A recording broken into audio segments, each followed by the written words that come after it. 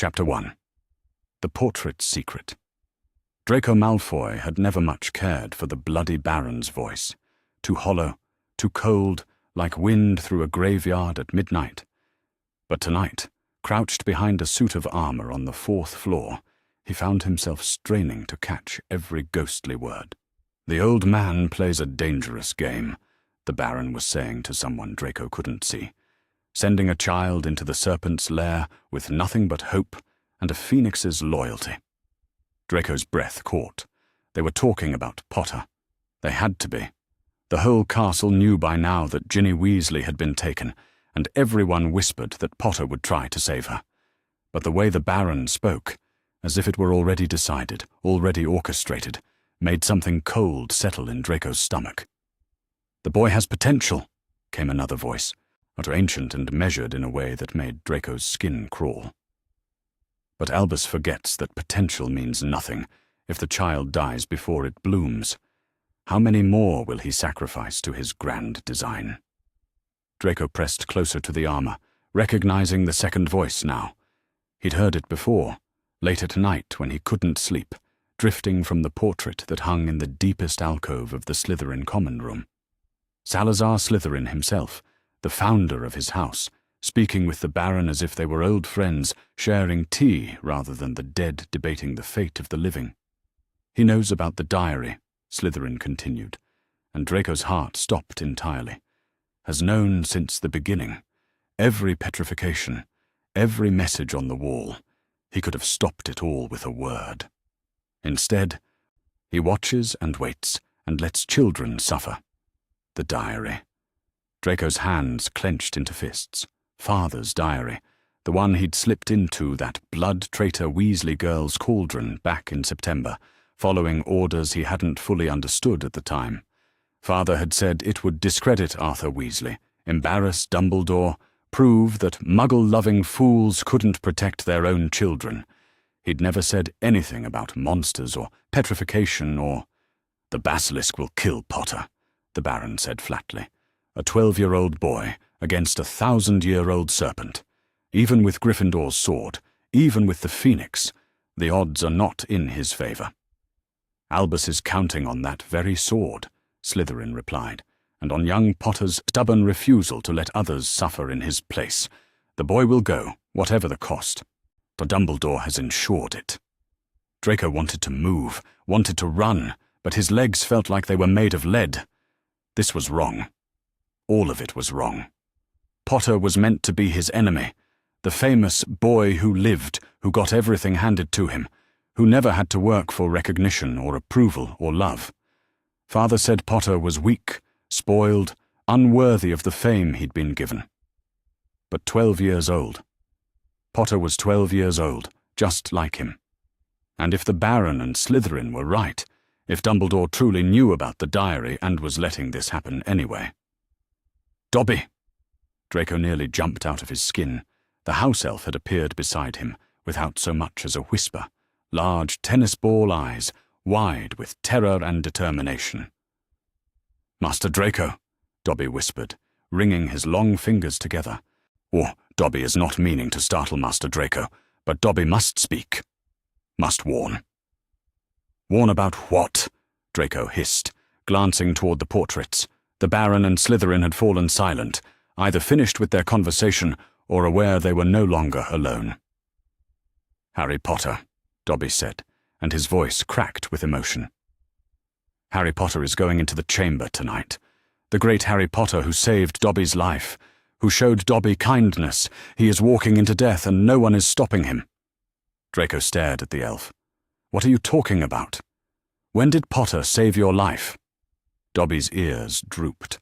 "Last year, Master Draco. When Dobby tried to save Harry Potter from returning to Hogwarts. Dobby sealed the barrier, Dobby dropped the pudding, Dobby is doing terrible things to keep Harry Potter safe. But Harry Potter is good and kind, and he is not being angry with Dobby. He is understanding that Dobby is only wanting to protect him." The pieces fell into place like a puzzle Draco hadn't realized he was solving.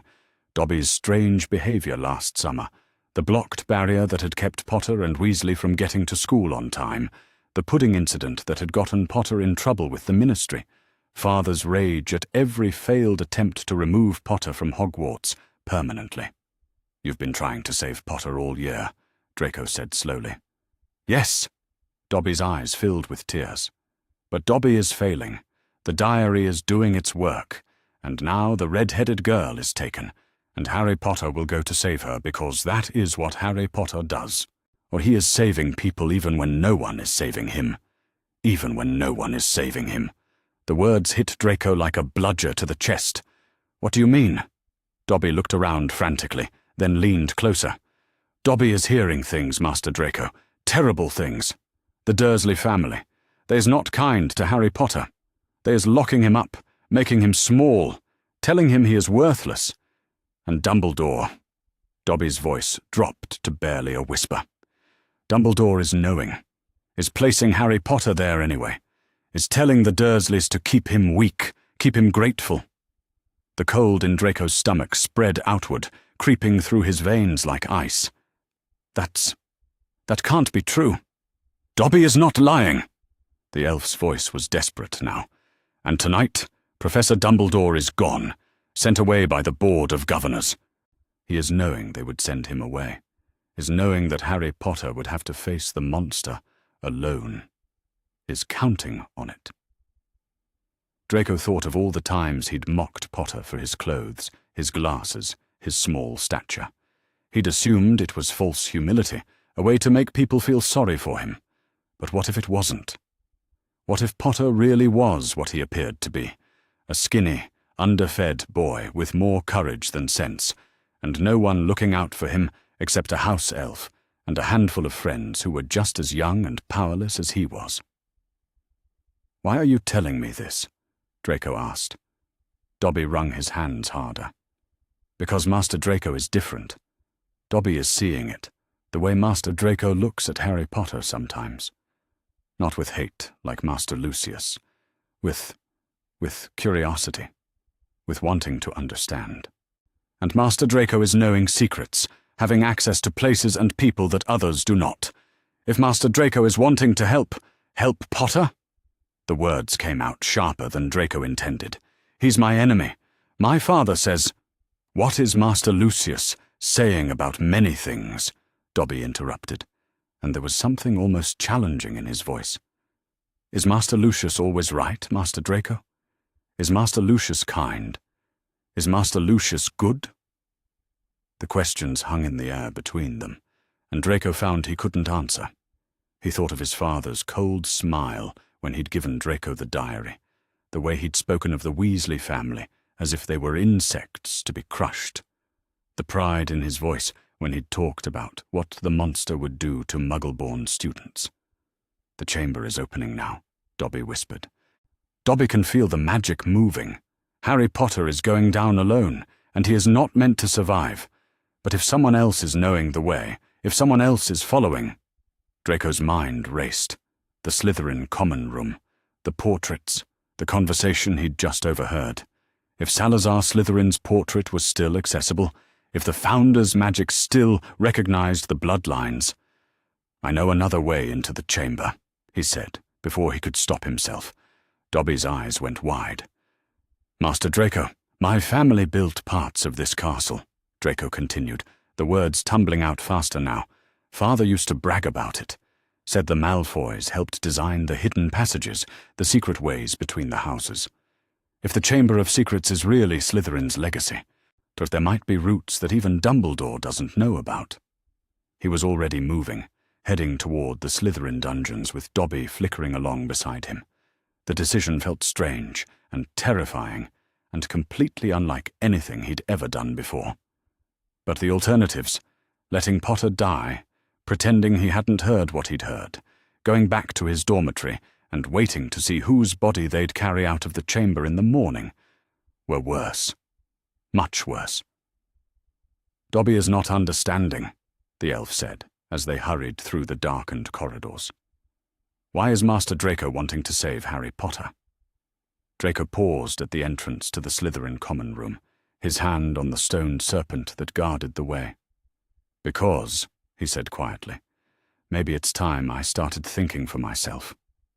The portrait hole opened, and they slipped inside.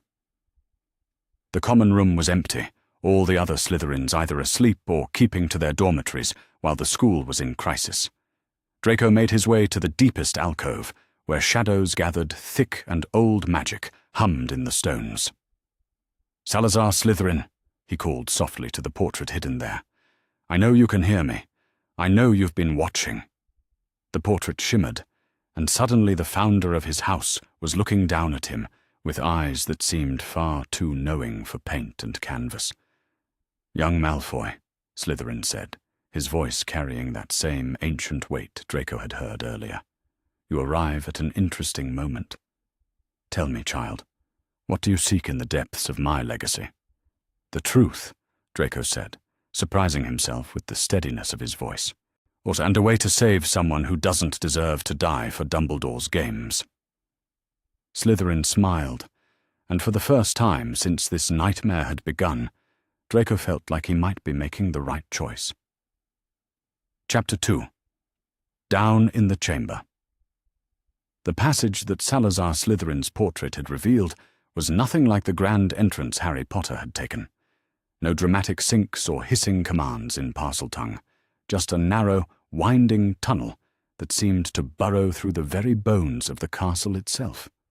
Draco pressed his hands against the damp stone walls as he descended, following the faint phosphorescent glow that marked the ancient path. Dobby had vanished the moment they'd entered the passage, too frightened of what lay ahead to follow, but not before pressing something cold and metallic into Draco's hand. "For seeing in the dark places, Master Draco," the elf had whispered. "Dobby is hoping Master Draco comes back." The object turned out to be a small mirror, enchanted to reflect even the faintest light. Draco held it carefully as he made his way deeper, trying not to think about what he would find at the bottom, trying not to think about what his father would do if he ever learned that his son had gone to save Harry Potter's life. The passage opened suddenly into a vast chamber, and Draco's breath caught in his throat. Even hidden in the shadows near the entrance, he could see the massive stone face of Salazar Slytherin carved into the far wall, serpents writhing around the ancient wizard's features. The chamber was exactly as he'd imagined it from the stories, magnificent, terrible, and soaked with magic, so old it made his teeth ache. But it was the scene playing out on the chamber floor that made him forget everything else. Harry Potter stood in the center of the vast space, but he looked nothing like the confident Gryffindor hero from Draco's imagination. He looked small, fragile. His robes were torn and dirty, his famous messy hair was plastered to his skull with sweat and grime, and his hands shook as he knelt beside an unconscious Ginny Weasley. "She won't wake," said a voice that made Draco's skin crawl, and he pressed himself deeper into the shadows as a tall, dark-haired boy materialized near the diary that lay open on the ground. Even from a distance, Draco could see the resemblance. This was Tom Riddle, or rather, the memory of him preserved in his father's diary. The same Tom Riddle who would become Lord Voldemort. "She's still alive," Riddle continued, encircling Harry like a predator stalking prey, "but only just. As she grows weaker, I grow stronger. Soon I'll be able to leave this diary and return to the world properly." Draco watched in horrified fascination as Riddle explained his plan, how he'd manipulated Ginny through the diary, how he'd used her to control the basilisk. Harry listened with the desperate attention of someone trying to buy time, but Draco could see the fear in the younger boy's posture, the way he kept glancing between Ginny's still form and the massive statue looming over them. "You're him," Harry said suddenly, his voice smaller than Draco had ever heard it. "You're you-know-who."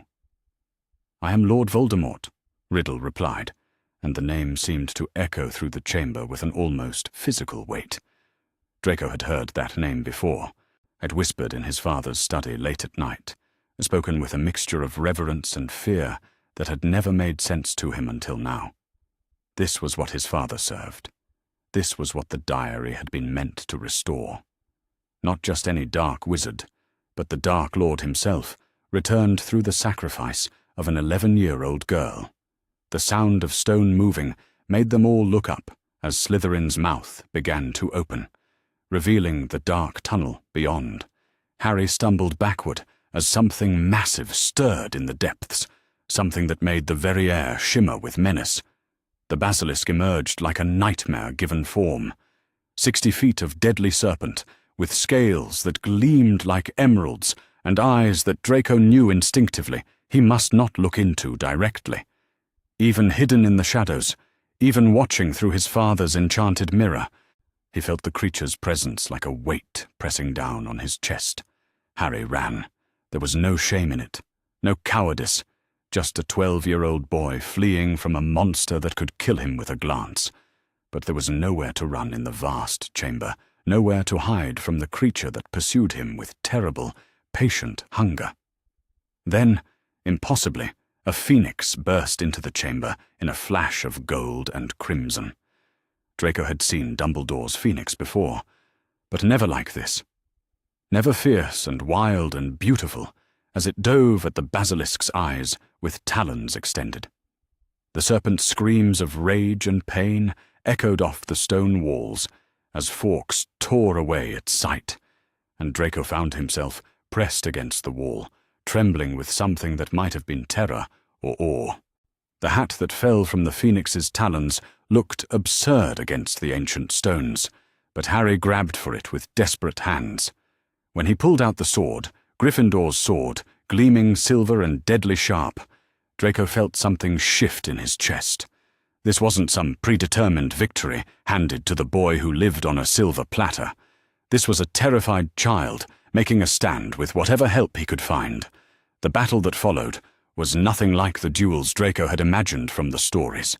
It was brutal, chaotic, more desperate scrambling than heroic swordplay. Harry dodged and weaved around the massive stone pillars, striking when he could, fleeing when he couldn't. The basilisk, blind but still deadly, lashed out with fangs longer than Draco's arm and a tail that could crush stone. When Harry finally managed to drive the sword through the roof of the serpent's mouth, the victory felt impossible. The blade pierced straight through to the creature's brain, and the great snake collapsed with a sound like a falling mountain. But even as it died, one of its fangs caught Harry in the arm, tearing through flesh and muscle with sickening ease. Draco bit down on his own hand to keep from crying out as he watched Harry collapse beside the dead basilisk, poison spreading through his veins like liquid fire. This was it then. Potter would die here in the depths of the castle, and Draco would have to watch it happen, and somehow that felt like the worst thing he'd ever witnessed. But the phoenix was there again, tears falling like liquid light onto Harry's wound. The poison retreated. The torn flesh knitted itself back together, and Harry gasped back to consciousness with the wonder of someone who had just been pulled back from death itself. "So you survived," Riddle said, his voice sharp with frustration. "But you're still going to lose, Potter. The girl will die, and I will live again." That was when Harry grabbed the basilisk fang. Draco understood what the other boy intended, a split second before he did it. The diary was the source of Riddle's power, the anchor that kept his memory alive and growing stronger. If it was destroyed... The fang plunged through the small black book, and ink sprayed everywhere like blood from a mortal wound. Riddle screamed, his form flickering and becoming transparent, and the sound of his anguish filled the chamber until Draco thought his eardrums might burst. "No!" Riddle cried as he began to fade. "I cannot be destroyed. I am immortal." But he was fading anyway, dissolving like smoke in the wind, and suddenly the chamber was quiet, except for Harry's ragged breathing and Ginny's soft moans as she began to wake. It was only then, as Harry gathered the younger girl into his arms and murmured reassurances to her, that Draco realized he was crying. The tears had started sometime during the battle, and now they wouldn't stop, cutting hot tracks down his cheeks as he watched Harry Potter, the boy who lived, his supposed enemy, comfort a frightened child with the same gentleness Draco had always wished someone would show him. This wasn't the spoiled prince his father had described. This wasn't the arrogant Gryffindor who had rejected his offered friendship on their first train ride. This was a boy who had walked into certain death to save someone else's sister, who had fought a monster with nothing but a sword and hope, who had destroyed a piece of Voldemort's soul with his bare hands. "It's all right," Harry was saying to Ginny, his voice hoarse but warm. "You're safe now. It wasn't your fault. None of it was your fault." Draco stepped out of the shadows before he could stop himself. Harry's head snapped up at the sound of footsteps, his hand instinctively moving toward the sword that lay beside him. When he saw who it was, his green eyes went wide with shock and something that might have been betrayal. "Malfoy," he said, his voice flat. "Come to watch me die?"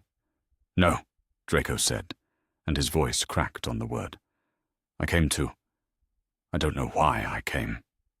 They stared at each other across the ancient stones, or two 12-year-old boys covered in dirt and blood and tears, while Ginny stirred weakly between them.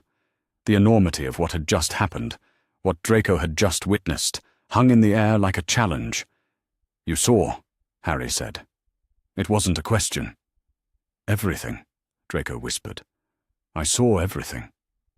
"Then you know," Harry continued, and there was something almost pleading in his voice. "You know it wasn't. It wasn't like the stories they tell." Draco looked at him, really looked at him, and saw what he should have seen all along. The boy who had just saved a life wasn't larger than life, or touched by destiny, or any of the things the Daily Prophet claimed. He was just Harry, just a skinny 12-year-old who was probably going to have nightmares about giant snakes for the rest of his life, just like Draco would. "No," Draco said quietly. "It wasn't like the stories at all." Ginny's eyes fluttered open, and she looked between them with confusion and growing fear. "Draco, why are you here?" "I followed Potter," Draco said, and the truth felt strange on his tongue. "I heard what was happening, and I couldn't just let him come down here alone." Harry's expression shifted, some of the wariness fading into something that might have been gratitude. "Thank you," he said simply. "Even if you couldn't help, thank you for coming." The words hit Draco like a physical blow. When was the last time someone had thanked him for anything? When was the last time his presence had mattered to anyone except as a reflection of his father's power and influence? "We should get out of here," he said roughly, or to cover the way his voice wanted to shake. "Before someone comes looking." Harry nodded and helped Ginny to her feet, supporting her weight as she swayed unsteadily. Draco moved to her other side without being asked, and together they began the long walk toward the chamber's entrance. "Malfoy," Harry said, as they reached the tunnel that would lead them back to the school above. "What you saw tonight. I won't tell anyone," Draco said quickly, "about any of it. Not how scared you were, not how close you came to dying, not how brave you were." Harry stopped walking and stared at him. "Brave. You walked in here knowing you'd probably die," Draco said, meeting his eyes. "You fought a basilisk with a sword. You destroyed a piece of vole, of you-know-whose soul with your bare hands. If that's not brave, I don't know what is." For a long moment, they just looked at each other, and Draco felt something fundamental shifting in his chest. Everything he'd been taught, everything he'd believed about Harry Potter and blood purity and the natural order of the wizarding world, it all felt suddenly, impossibly small. "Come on," Ginny said weakly, breaking the moment. "I want to go home." They climbed toward the surface together, 3 children bound by shared trauma and the beginning of something that might, eventually, become trust. And for the first time in his life, Draco Malfoy began to understand the difference between the stories his father told and the truth he could see with his own eyes. Chapter 3. After the Serpent. The journey out of the chamber felt endless. Fawkes had come for them as Harry had known he would, with the phoenix's strong talons gripping their robes as he carried them up through the tunnel that led back to Myrtle's bathroom. But what should have been a moment of triumph felt strange and weighted with unspoken questions. Draco sat stiffly beside Harry and Ginny as they rose through the darkness, acutely aware that everything had changed in the space of an hour, and terrified that he didn't know what any of it meant. The warmth of Fawkes's magic surrounded them, but it couldn't touch the cold knot of confusion that had taken up residence in his chest. When they finally emerged into the abandoned bathroom, Professor McGonagall was waiting with a handful of other teachers, their faces drawn with worry and relief. Mrs. Weasley rushed forward with a cry, at gathering Ginny into her arms with the desperate intensity of a mother who had thought her child was lost forever. "Thank Merlin," she sobbed, stroking Ginny's hair. "Oh, my darling girl, are you hurt? Are you—" Her eyes fell on Draco, standing awkwardly near the wall, and her expression shifted to confusion. "Mr. Malfoy, what are you doing here?" The question hung in the air like a trap waiting to spring. Draco felt every eye in the room turn toward him, felt the weight of explanations he couldn't give and secrets he wasn't sure he was ready to share. His father's voice echoed in his memory. Never show weakness, never admit uncertainty, never let them see you as anything less than what a Malfoy should be. "I followed them," Draco said, the words coming out more defensive than he'd intended. "I heard about Ginny being taken. Wasn't I?" He stopped, unsure how to finish the sentence without revealing everything he'd learned, everything he'd witnessed. "You followed them," Professor McGonagall repeated slowly, her sharp eyes moving between Draco and Harry. "Mr. Potter, is this true?"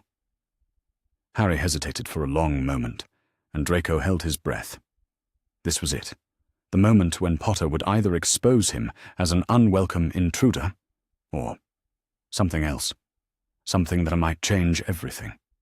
"He helped," Harry said finally, his voice quiet but clear. "When I found Ginny, she was unconscious. Malfoy helped me carry her. It wasn't the whole truth, but it wasn't a lie either." Draco felt something tight in his chest, loosen slightly as he realized what Harry was doing, giving him a story they could both live with, at least for now. "I see," McGonagall said, though her tone suggested she saw more than she was saying. "Well, Mr. Malfoy, I suppose we owe you our thanks, though I do hope you understand how dangerous it was for you to venture into the chamber." "He knows," Ginny said suddenly, her voice small but surprisingly firm. Everyone looked at her, and she shrank back against her mother's embrace. "I mean, he saw what happened down there, with Tom, and the diary, and everything." Draco's heart stopped. This was it. Ginny was going to tell them everything, about Tom Riddle and the basilisk, and how Draco had hidden in the shadows, while Harry fought for all their lives. His father would hear about it, would know that his son had gone to save a Muggle-born's life, had witnessed the destruction of the diary he'd placed in Ginny's hands. "What exactly did you see, mister?" "What Malfoy?" McGonagall asked, her voice careful and controlled. Draco looked at Harry, who was watching him with an expression he couldn't quite read. There was no expectation there, no demand for any particular answer, just a boy waiting to see what Draco would choose. "I saw enough," Draco said carefully. "Enough to know that Ginny wasn't responsible for any of it, that she was being controlled by something dark and powerful, something that was using her." He paused, then added quietly, "Something that my family helped put in her hands." The admission hung in the air like a confession. Mrs. Weasley's face went white, and several of the teachers exchanged meaningful glances. But it was Harry's expression that mattered most to Draco, surprise giving way to something that looked almost like respect. "Mr. or Malfoy," Professor McGonagall said slowly, "I think perhaps you should come with me. There are some questions—" "No," Ginny said suddenly, sitting up straighter in her mother's arms. "Please, I want to go home. I want to forget about all of it. Can't the questions wait?" Mrs. Weasley looked between her daughter and the assembled teachers, then nodded firmly. "Ginny's right. She's been through quite enough for one night. Surely whatever needs to be discussed can wait until tomorrow. McGonagall looked like she wanted to argue, but something in Mrs. Weasley's expression stopped her. Very well. But Mr. Malfoy, I will expect to speak with you first thing in the morning. Draco nodded, not trusting his voice. As the teachers began to disperse and Mrs. Weasley led Ginny toward the castle's hospital wing, Harry lingered near the bathroom entrance. "Malfoy," he said quietly, and Draco turned. Are you all right?" The question was so unexpected, so genuinely concerned, that Draco almost laughed. When was the last time someone had asked him that? When was the last time anyone had cared about the answer? "I don't know," Draco said honestly. "I don't know anything anymore." Harry studied his face for a moment, then nodded, as if that answer made perfect sense. "Do you want to? I mean, we should probably talk about what happened down there, about what it means." "What does it mean?" Draco asked, and he couldn't keep the desperate note out of his voice. "Everything I thought I knew about you, about Dumbledore, about my own family. It's all wrong. How am I supposed to go back to my common room and pretend I didn't see what I saw?" "I don't know," Harry said, echoing Draco's own words. "But maybe we can figure it out together." The suggestion was tentative, uncertain, but it was the first thing that had made sense to Draco all night. "Together," he repeated, testing the word. "If you want to," Harry said quickly. "I mean, I know we're not exactly friends, and after everything our families have done to each other—" "My father put that diary in Ginny's hands," Draco interrupted. "He knew what it was, what it would do. He wanted children to die just to discredit your friend's father and embarrass Dumbledore." The words felt like poison coming out of his mouth, but also like a relief he hadn't known he needed. "If that doesn't make us enemies, I don't know what would." "But you came down there anyway," Harry said. "You followed me into the chamber, even though you could have died. Even though saving Ginny meant destroying something your father wanted to succeed." "I don't understand why I did that," Draco admitted. "It goes against everything I was taught, everything I was supposed to believe." Harry was quiet for a long moment, staring at the floor. When he looked up, his green eyes were serious behind his broken glasses. "Maybe what you were taught was wrong." The words hit Draco like a physical blow, not because they were cruel, but because they were kind. Because they offered him permission to think something he'd never dared think before. That his father might be wrong about some things, about many things, about everything. "If I start questioning my father," Draco said slowly, "I won't be able to stop. Everything will unravel." "Maybe that's not such a bad thing," Harry said gently. "Maybe some things need to unravel." They stood in silence for a moment, two 12-year-old boys trying to make sense of a world that had suddenly become much more complicated than either of them was prepared for. "What happens now?" Draco asked finally. "I don't know," Harry said again, but this time he was smiling slightly. "But I know what doesn't happen. You don't have to go back to being the same person you were before tonight. Neither of us do." "And Ginny?" "Ginny saw what she saw," Harry said, "but she also knows what it's like to have something dark controlling you, making you do things you'd never choose to do. I think she understands the difference between choosing evil and having evil choose you." Draco thought about that as they walked back toward their respective common rooms. The corridors were empty, most of the school asleep, and unaware of what had transpired in the chamber beneath their feet. By tomorrow there would be questions and explanations and consequences that Draco couldn't begin to predict. But for now, in the quiet darkness of the castle halls, he felt something he'd never experienced before, the possibility that he might be more than just Lucius Malfoy's son, that he might be someone capable of making his own choices, even when those choices went against everything he'd been raised to believe. When they reached the point where their paths diverged, Harry turned back to him one more time. "Malfoy," he said, "what you did tonight, coming to help, even when you didn't have to, that was brave." "I was terrified the entire time," Draco said automatically. "Being brave doesn't mean you're not scared," Harry replied. "It means you do the right thing, even when you are scared, even when it costs you something." As Draco made his way back to the Slytherin common room, those words echoed in his mind. He thought about the cost of what he'd done, his father's potential fury, the confusion of his housemates, the complete upheaval of everything he'd thought he understood about himself and his place in the world. But he also thought about Harry Potter, small and frightened and impossibly brave, destroying a piece of Voldemort's soul with his bare hands. He thought about Ginny Weasley, manipulated and used but still fundamentally innocent. He thought about Dobby, desperate to save someone who had shown him kindness. And for the first time in his life, Draco Malfoy fell asleep, believing that maybe, just maybe, the cost of doing the right thing was a price he was willing to pay.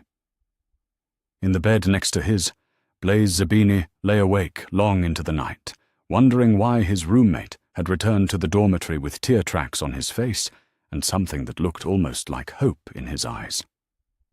Chapter 4. The Malfoy Manor Confrontation.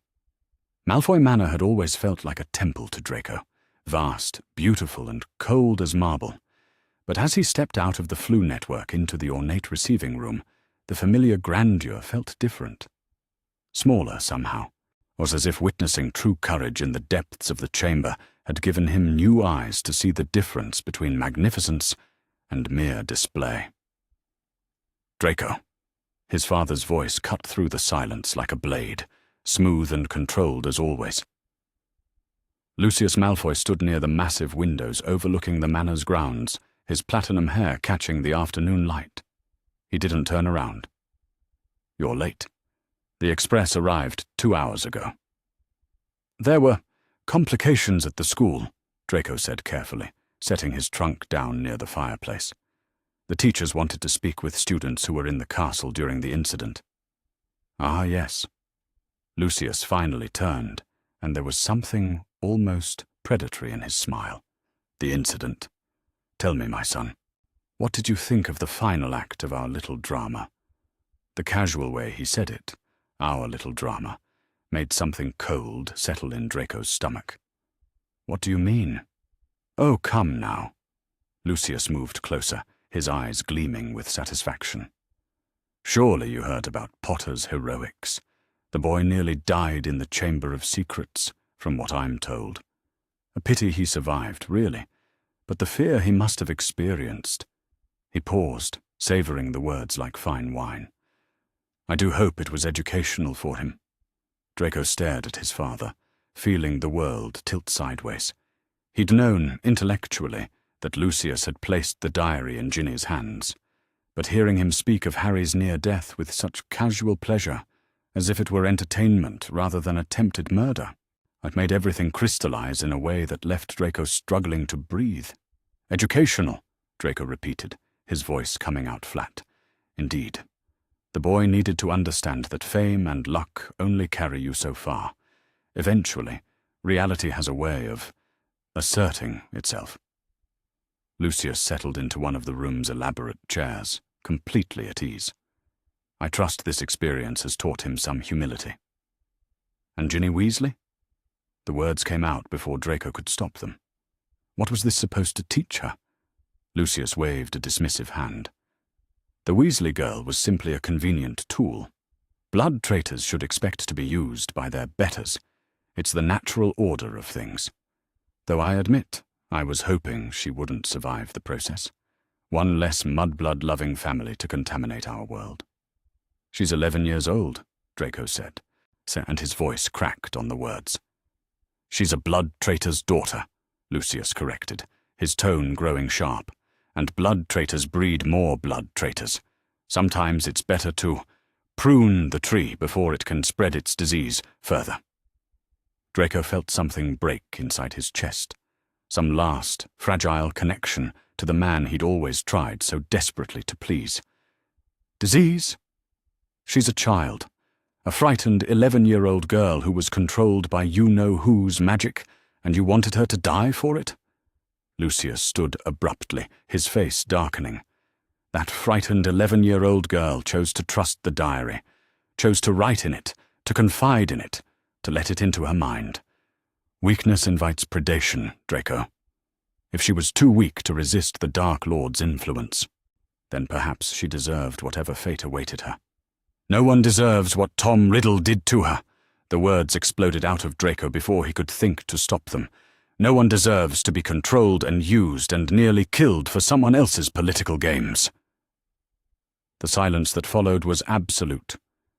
Lucius stared at his son with cold, calculating eyes, and Draco realized he'd revealed far more than he'd intended. Tom Riddle, Lucius said slowly. How interesting that you know that name, my son. Tell me, how exactly did you come by such specific knowledge about what happened in the chamber?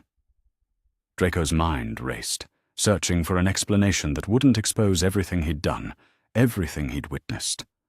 But the truth was written all over his face, and his father had always been exceptionally good at reading weakness in others. You were there, Lucius said, his voice dropping to something almost like a whisper. You were in the Chamber of Secrets. You saw the diary's magic at work. Yes, Draco said, because lying would only make things worse. I followed Potter down. I saw what your diary did to Ginny Weasley. I saw Tom Riddle try to murder a 12-year-old boy. And I saw you... His voice broke again. I saw you for what you really are. The slap came so fast that Draco didn't have time to flinch away. His father's hand caught him across the face with enough force to split his lip and send him stumbling backward into the wall. You ungrateful little fool, Lucius snarled, all pretense of civilized conversation abandoned. Do you have any idea what you've done, or what you've jeopardized? The diary was meant to discredit Arthur Weasley, to prove that Muggle lovers are unfit to hold positions of authority in our world. Instead, I what? Draco wiped blood from his mouth with the back of his hand, and found that his fear was rapidly being replaced by something that might have been rage. Instead, I saw that Harry Potter isn't the spoiled prince you taught me to hate. Instead, I learned that Ginny Weasley is just a scared little girl who deserved protection, not manipulation.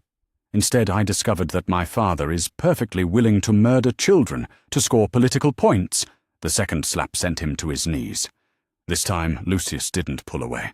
His hand fisted in Draco's hair, yanking his head back so that they were eye to eye. Listen to me carefully. You worthless disappointment, Lucius said, his voice deadly quiet. Everything I have done has been for the glory of our family name and the preservation of our way of life. Blood purity is not some abstract concept to be debated in school hallways. It is the foundation of civilization itself. The moment we start treating mudbloods and blood traitors as equals is the moment our entire world begins to crumble. Our world already crumbled, Draco said, tasting blood. The moment we decided that some children's lives matter more than others based on who their parents are, we became the monsters. Lucius's grip tightened, and for a moment Draco thought his father might actually strike him with his wand rather than his hand. But then a soft voice interrupted from the doorway. Dear Lucius. Narcissa Malfoy stood in the entrance to the receiving room, her face pale, but her voice steady. Release him. Stay out of this, Narcissa, Lucius said, without looking away from Draco. The boy needs to learn respect. The boy needs medical attention, Narcissa replied, moving closer. Her eyes met Draco's, and he saw something there he'd never noticed before, a flicker of doubt, of question, of recognition. And perhaps we all need to step back and think carefully about what we're doing. Lucius finally released Draco's hair, standing and smoothing down his robes as if nothing had happened. What we're doing, my dear wife, is preventing our son from making the same mistakes that have led other pure-blood families to ruin. The Blacks understood the importance of maintaining proper standards. The Blacks produced Sirius, Narcissa said quietly, and something in her tone made both men look at her in surprise. My cousin, who rejected everything our family stood for, and was disowned for it, who died loyal to Dumbledore rather than to the Dark Lord. She paused, her gaze moving between her husband and her son. Perhaps the question we should be asking is not whether Draco is betraying our values, but whether our values are worth remaining loyal to. The words hung in the air like a challenge. Lucius stared at his wife with something that might have been shock, while Draco felt hope bloom in his chest for the first time since he'd arrived home. Narcissa, Lucius said slowly, you cannot possibly be suggesting. I'm suggesting that our son has seen something that shook his faith in what we've taught him, she replied. And rather than beating him into submission, perhaps we should ask ourselves what he saw and whether we might learn from it. Lucius's face went white with rage. Learn from a child's bleeding heart sentimentality? Learn from his foolish attachment to mud-blood children and blood-traitor families? Narcissa, I cannot believe you would— Master Draco! The small voice from the corner of the room made them all turn. Dobby stood near the fireplace, wringing his long fingers together, his tennis ball eyes wide with something that might have been desperate courage. Dobby! Lucius snapped. How dare you enter this room without permission? How dare you interrupt? Dobby is hearing raised voices, the house elf said, his voice trembling but determined. Dobby is worrying that Master Draco is hurt. Dobby is caring about Master Draco. The simple statement hit the room like a thunderbolt. Lucius stared at the elf in disbelief, while Narcissa looked between Dobby and her son with growing understanding. You care about Master Draco? She repeated slowly. Yes, Dobby said, looking directly at Draco with an expression of such genuine concern that it made Draco's throat tighten. Master Draco is being kind to Dobby. Master Draco is listening when Dobby speaks about Harry Potter. Master Draco is changing, growing, becoming more than what Master Lucius wishes him to be. That's enough, Lucius said dangerously, reaching for his wand. Dobby, you will return to your duties immediately, and you will never speak of this conversation to anyone. Do you understand me? Yes, Master Lucius, Dobby said, but he didn't move. Instead, he looked at Draco again, and in his eyes was something Draco had never seen directed at him before. Respect. Not the fearful deference he showed Lucius, not the grudging obedience he offered Narcissa, but genuine respect for Draco as a person, rather than as an extension of his father's authority. Go, Draco said quietly. Please, Dobby, go before you get hurt. The elf nodded and vanished with a soft pop, but the impact of his words lingered in the suddenly silent room. This is what your foolish heroics have earned you, Lucius said finally, his voice cold as winter. The loyalty of servants and the respect of blood traitors. Tell me, for my son, was Potter's friendship worth destroying everything I've worked to build for you? Draco looked at his father, really looked at him, and saw a man who would sacrifice children to maintain his own sense of superiority. A man who valued power over compassion, tradition over truth, and control over love. Yes, he said simply. It was. Lucius raised his hand again, but Narcissa stepped between them. Enough, she said firmly. Lucius, go to your study. Draco, come with me. We need to tend to your injuries. As his mother led him from the room, Draco caught a glimpse of his father's face, pale with fury and something that might have been fear. For the first time in his life, Lucius Malfoy was watching his carefully constructed world begin to crumble, and he had no idea how to stop it. In the corridor outside, Narcissa paused and touched her son's bruised face gently. What did you see down there, Draco? She asked quietly. What changed your mind about everything? Draco met her eyes, and saw not the cold perfection he'd always associated with pure-blood superiority, but a mother who was finally ready to listen to her son. "I saw who we really are," he said, "and I saw who we could be instead." For the first time in his memory, his mother smiled at him with something that looked like pride. Chapter 5. Letters in the Night. The owl that arrived at number 4, Privet Drive on the 3rd night of July, was unlike any that had ever visited Harry Potter before.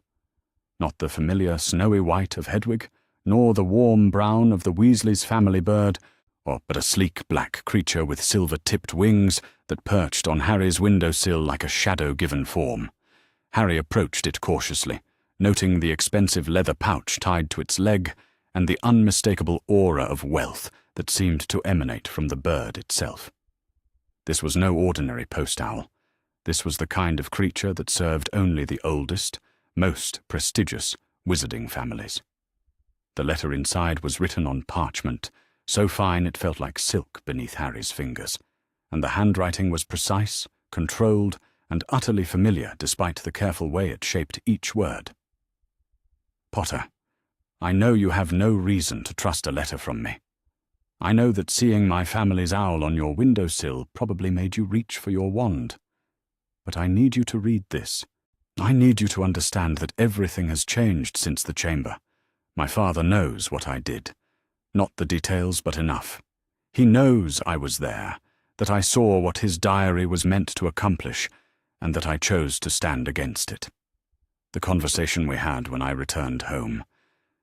I don't think I understood, before, what it really meant to have an enemy in your own house. I keep thinking about what you said in Myrtle's bathroom, about how maybe some things need to unravel. You were right. Everything I thought I knew about my family, about blood purity, about what makes someone worthy of life or death, it's all unraveling, and I'm terrified. But I'm also, I think the word might be relieved. I don't expect you to write back. I don't expect forgiveness for the years I spent believing the lies my father told me about you. But I wanted you to know that what happened in the chamber mattered, that watching you fight for someone else's life changed something in me that I don't think can be changed back. If you do choose to respond, use the owl that brought this letter. Father monitors our usual post, but this one belongs to my mother's family line. The Blacks always kept their own secrets. Draco Malfoy, P.S. Dobby sends his regards. He's been asking about you constantly since we returned home. Harry read the letter 3 times before he could fully process what it meant. Draco Malfoy, the boy who had spent 2 years calling Hermione a mudblood, who had wished death on Muggle-born students, who had represented everything Harry despised about the wizarding world's prejudices, was writing to him about relief and unraveling and the courage to change. He spent 2 days crafting his response, writing and rewriting until his desk was covered with crumpled attempts. How did you reply to someone who had been your enemy for so long that you'd almost forgotten what it was like to not automatically defend yourself in their presence? Malfoy, I almost didn't read your letter. Hermione's voice in my head kept saying it had to be some kind of trick, some elaborate way to get information or lure me into a trap. But then I remembered the way you looked in the chamber, scared and small and nothing like the person I thought you were. The Dursleys don't know about what happened at school. They don't know about the chamber or the basilisk or any of it. To them, I'm just the freak nephew they have to tolerate until September. It's strange, being back here after everything, like trying to fit into clothes that are suddenly too small. I keep thinking about what you said, about having an enemy in your own house. I'm sorry that happened to you. I know what it's like to live somewhere you don't feel safe, where the people who are supposed to protect you see you as a burden at best. It's different when it's family, though, when it's people who are supposed to love you. You don't need my forgiveness. What you need is to keep being brave enough to change, even when it's harder than staying the same. Dobby really asks about me. That's nice. Tell him I said thank you for everything he tried to do to keep me safe. I understand now why he was so scared. Harry P.S. Your mother's owl is beautiful. What's her name? The response came 3 days later, carried by the same elegant creature. This time, the letter was longer, and Harry could sense something loosening in the careful control of Draco's handwriting. Harry, her name is Artemis. She's been in the Black family for over 30 years, which makes her older than both of us put together. Mother says she's the only thing left from her childhood that Father hasn't tried to control or change. You asked about having enemies in your own house. I think what frightens me most is realizing that I don't know if my father ever actually loved me, or if he just loved the idea of what I could become, the heir he could shape into his own image. When I stopped being that person, when I started questioning the things he taught me, it was like watching myself disappear from his world entirely. But maybe that's not such a terrible thing. Maybe I never wanted to be the person he was trying to create. I told Dobby what you said. He cried, actually cried, right there in front of me, and then he spent an hour telling me stories about your kindness to him. Did you know he keeps the pillowcase you freed him with? He hides it in his sleeping quarters and takes it out when he's sad. Wait, I'm writing this as if he's still here. He's not. 3 days after I sent my first letter, Father caught him bringing me extra healing salve for the bruises. He sent Dobby to the Crab family as punishment for overstepping his bounds. I haven't seen him since. I think that was the moment I realized that being on the right side means losing things. It means giving up the comfort of belonging somewhere, even if that somewhere was built on cruelty. What's it like? To living with people who hate magic? Do they know what you've done, what you've saved people from? Do they care? Draco Harry's chest tightened as he read about Dobby's fate. The house elf had spent months trying to protect Harry from dangers he couldn't fully understand, and now he was being punished for showing kindness to the boy who had shown Harry kindness. Draco, the Dursleys don't know anything about what really happens at Hogwarts. They know I go to school for freaks, and they know I come back every summer, but they don't want to hear about magic or danger or any of it.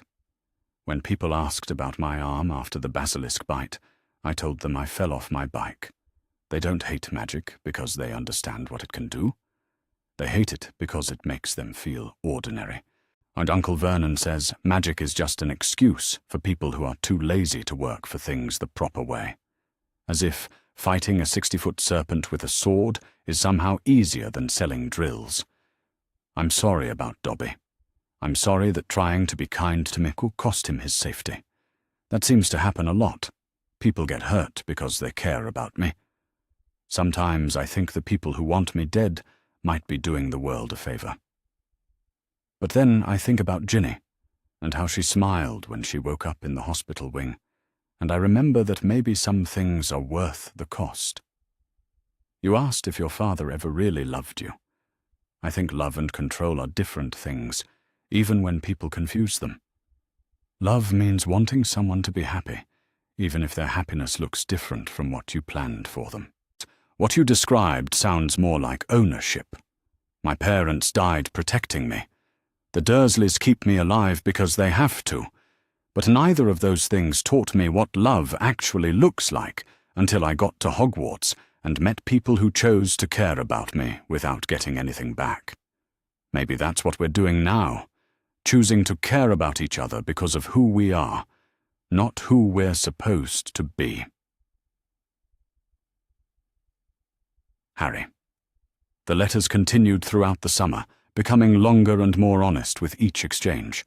Draco wrote about Narcissa's quiet support, about late-night conversations where she questioned things she'd never allowed herself to doubt before. He wrote about discovering that several of his father's friends were the parents of students Harry knew, and how differently those families looked when viewed through the lens of his new understanding. Did you know that Crabbe and Goyle's fathers were both present the night Voldemort fell? Father speaks of it as a tragedy, but he also speaks of it as proof that the Dark Lord's methods were flawed, as if murdering babies was a tactical error rather than an moral one. I've been thinking about what you said, about love versus control. Mother brought me books yesterday, books from her own childhood that Father would never allow in our library. Stories about heroes who weren't pure blood, about magic that comes from compassion rather than conquest. She said she'd hidden them for years. They're waiting for the right time to share them. I think she's been waiting for me to become someone worthy of receiving them. Harry's responses grew equally personal, sharing details about his life that he'd never told anyone, about the cupboard under the stairs and the years of being told he was worthless, about the nightmares that still woke him sometimes, and the way he felt like he was constantly waiting for the next catastrophe to remind him that happiness was temporary. Sometimes I think the hat wanted to put me in Slytherin because it recognized something broken in me, something that would do anything to survive, even if survival meant becoming someone terrible. But then I remember that I chose Gryffindor, that whatever the hat saw in me, I still had enough of myself left to choose courage over cunning, even when I was 11 years old and terrified. Reading your letters makes me think maybe the hat saw potential, not damage. Maybe it saw that both houses had something to teach me. By the end of July, they were writing to each other almost daily, sharing observations about the wizarding world that neither had been able to voice before. Draco provided insights into the politics of pure blood families, mapping out connections and allegiances that Harry had never understood. Harry shared his experiences with the lighter side of magic, the joy and wonder that Draco had been taught to view with suspicion. There are 12 families that Father considers true allies in the fight for blood purity. The Crabbes, the Goyles, the Knotts, the Parkinsons. I could draw you a map of their children's loyalties if you wanted.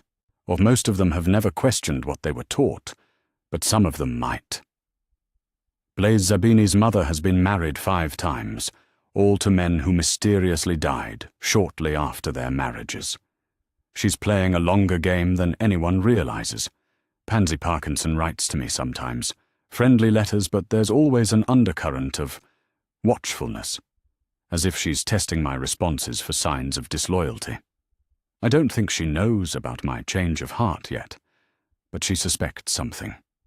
Theodore Knott's father is one of the most dangerous men in our world.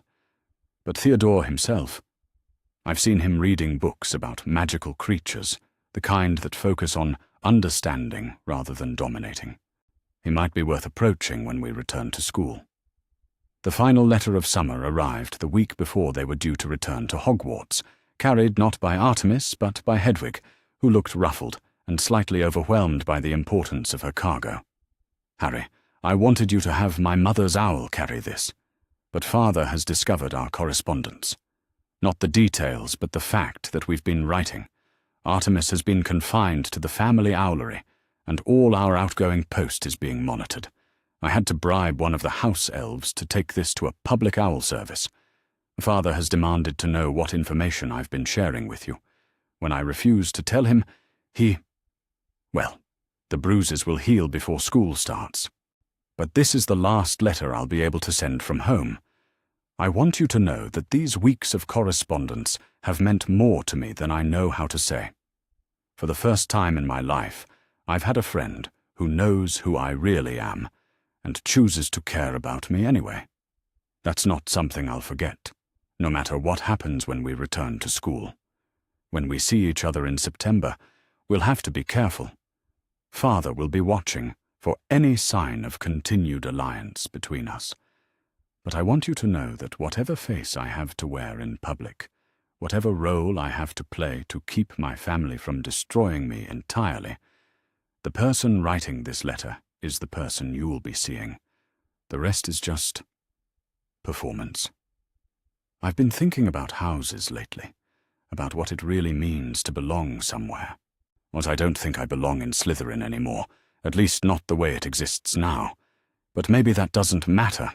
Maybe the point isn't to fit into the space you're given, but to change it into the space you need. Maybe we can change things together.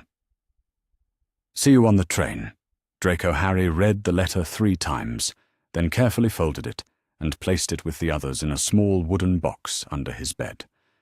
Outside his window, Hedwig preened her feathers and hooted softly, as if she understood the importance of what she'd just delivered. In 2 weeks, they would return to Hogwarts.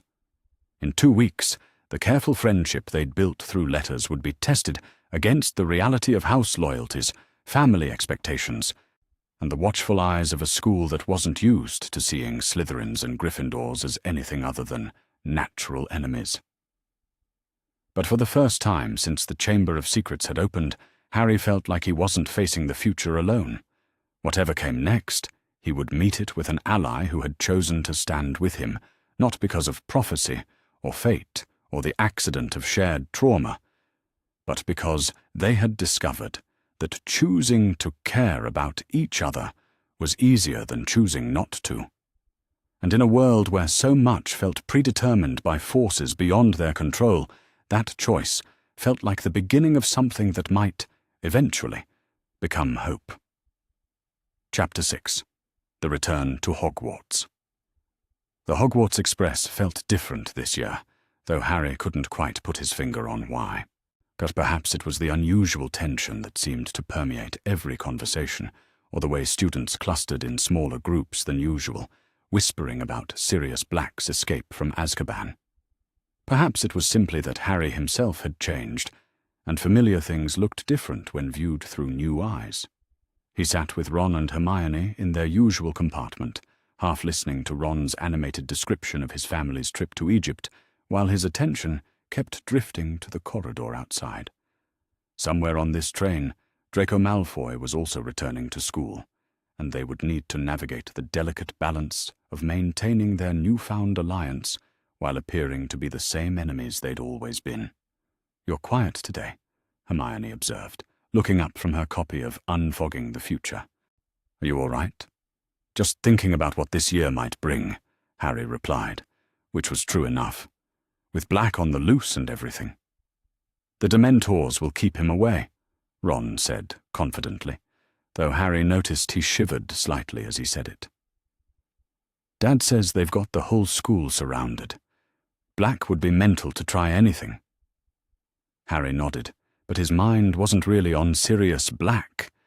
Instead, he was thinking about the last letter he'd received from Draco, hidden beneath his mattress at the Dursleys, along with all the others. "Whatever face I have to wear in public, whatever role I have to play, the person writing this letter is the person you'll be seeing." The train began to slow as it approached Hogsmeade Station, and Harry felt his stomach tighten with anticipation. How did you pretend to hate someone you'd spent the summer learning to understand? How did you maintain an enmity that no longer existed while building a friendship that couldn't yet be revealed? The answers came sooner than expected.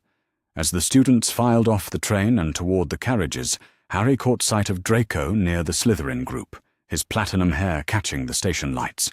Their eyes met for just a moment, long enough for Harry to see the slight nod that confirmed everything between them was still as it had been in their letters, before Draco looked away and made a show of adjusting his robes with the same familiar arrogance he'd always displayed in public. "Well, well," came the drawling voice that Harry knew so well. "If it isn't Potter, what's back for another year of mediocrity?" The words were perfectly calculated, loud enough to be heard by nearby students, sharp enough to maintain the expected dynamic, but lacking the genuine venom that had characterized their interactions in previous years. Harry played his part, straightening his shoulders and meeting Draco's gaze with manufactured hostility. "Still compensating for your father's failures, Malfoy?" Harry replied, and was rewarded by a flicker of something that might have been amusement in Draco's grey eyes. "My father's failures?" Draco repeated, his voice carrying exactly the right note of outraged disbelief. "That's rich, coming from someone whose greatest achievement is surviving his own incompetence." They stared at each other for a long moment, and Harry had to suppress a smile at the absurdity of it all. But here they were, two boys who had spent the summer sharing their deepest fears and building genuine friendship, putting on a performance for an audience that had no idea how much had changed beneath the surface. "Come on, Harry," Hermione said firmly, taking his arm. "He's not worth it." As she pulled him toward the carriages, Harry caught one more glimpse of Draco's face and saw the slight smile that confirmed he'd found their charade as amusing as Harry had. The feast that night felt like a careful dance of observation and misdirection. Harry found himself paying attention to the Slytherin table in ways he never had before, noting the subtle dynamics that Draco had described in his letters. Pansy Parkinson sat close to Draco, her sharp eyes constantly scanning the great hall as if cataloguing every interaction for future reference. Blaise Zabini maintained his usual air of detached sophistication, but Harry noticed the way his gaze lingered thoughtfully on conversations around him. Theodore Nott sat slightly apart from the others, a book propped discreetly beside his plate. "You're staring at the Slytherin table," Hermione murmured, following his gaze. "Any particular reason?" Harry shrugged, trying to look casual. "Just wondering how they're taking the news about Black. You'd think they'd be more worried, considering he's supposed to be a Death Eater." "Some of their parents probably knew him," Ron said darkly. "Birds of a feather and all that." The comment made Harry's stomach twist uncomfortably as he thought about Draco's letters, about the careful way he'd mapped out the political alliances that bound their families to Voldemort's ideology.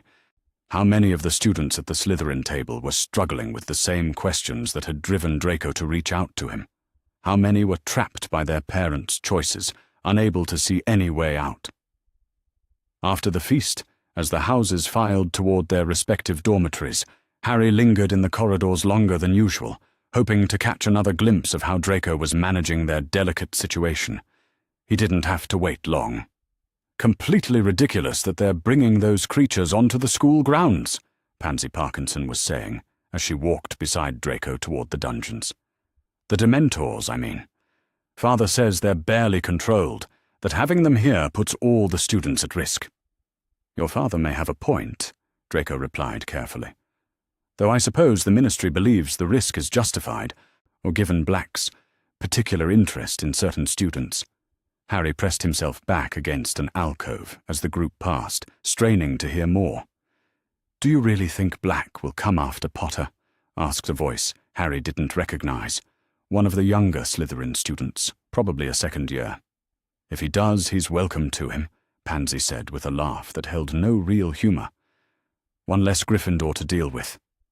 There was a pause, and Harry held his breath, waiting for Draco's response. "Potter may be annoying," Draco said slowly, "but he's also the only thing standing between Black and whatever twisted revenge he's planning. If something happened to Potter now, Black would just find another target, someone else to blame for his master's downfall."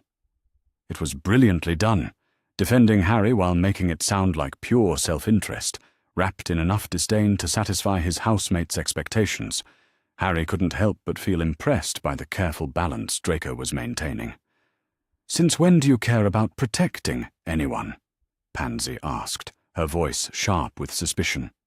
"I don't care about protecting anyone," Draco replied smoothly. "I care about not giving a homicidal maniac more reasons to target this school while I'm trying to get an education." The voices faded as they moved deeper into the dungeons, but Harry remained in his hiding spot for several minutes, processing what he'd heard. Draco was already working to subtly shift the narrative around Harry within Slytherin House, planting seeds of pragmatism that might eventually grow into something resembling tolerance. The next few days established a pattern of careful misdirection. In public, Harry and Draco maintained their expected antagonism, trading barbs in corridors and glaring at each other across the Great Hall. But the insults lacked their old bite, and observant students might have noticed that their confrontations never escalated beyond words anymore. "You know," Hermione said one evening, as they sat in the Gryffindor common room, "Malfoy seems different this year." Harry looked up from his defense against the dark arts homework, trying to keep his expression neutral. Different how? I can't quite put my finger on it, she said, frowning thoughtfully. Less vicious, maybe? His comments about Muggle-born students have been more pointed than personal, if that makes sense. As if he's going through the motions rather than speaking from genuine hatred. Maybe he's just getting bored with the same old prejudices, Ron suggested, without looking up from his own essay. Even Malfoy's got to get tired of saying the same stupid things eventually. Or maybe he's planning something, Harry offered, knowing that voicing suspicion would be the best way to deflect Hermione's growing curiosity. You know how his father operates, all that careful political maneuvering. Maybe Draco's learning to be more subtle. Hermione considered this, then nodded slowly. That would make sense. We should keep an eye on him. Definitely, Harry agreed, suppressing the irony of the statement. He was certainly keeping an eye on Draco, just not for the reasons his friends assumed. The real test came during their first defense against the dark arts class, when Professor Lupin introduced them to a boggart. As the creature took the form of each student's worst fear, Harry found himself watching Draco's reaction with interest. When the boggart reached Draco, it transformed into a version of Lucius Malfoy, whose face was twisted with such cold disappointment that even Harry felt a chill of recognition. "Crucio!" the false Lucius hissed, raising his wand toward his son.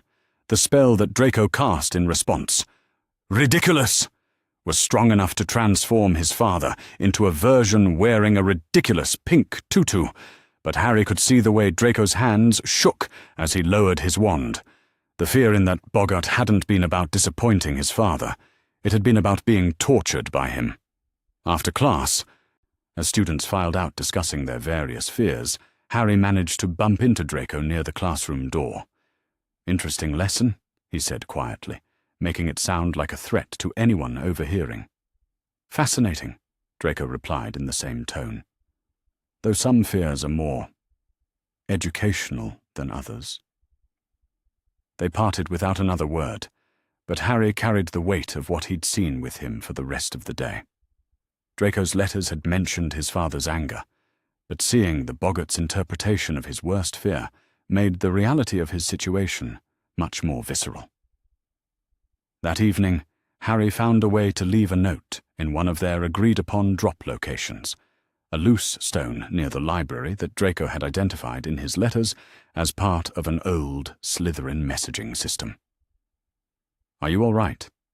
Your boggart was intense, but if you need to talk, I'm here. H.R." The response came the next morning, tucked into his potions textbook where no one would think to look. "I'm fine. The boggart just sees deeper than most people do. Father hasn't actually used unforgivables on me, yet. But the threat is always there now, especially after our summer conversations. Thank you for asking. It means more than you know. Deal. P.S. Blaise asked me yesterday why I've been defending Potter in roundabout ways.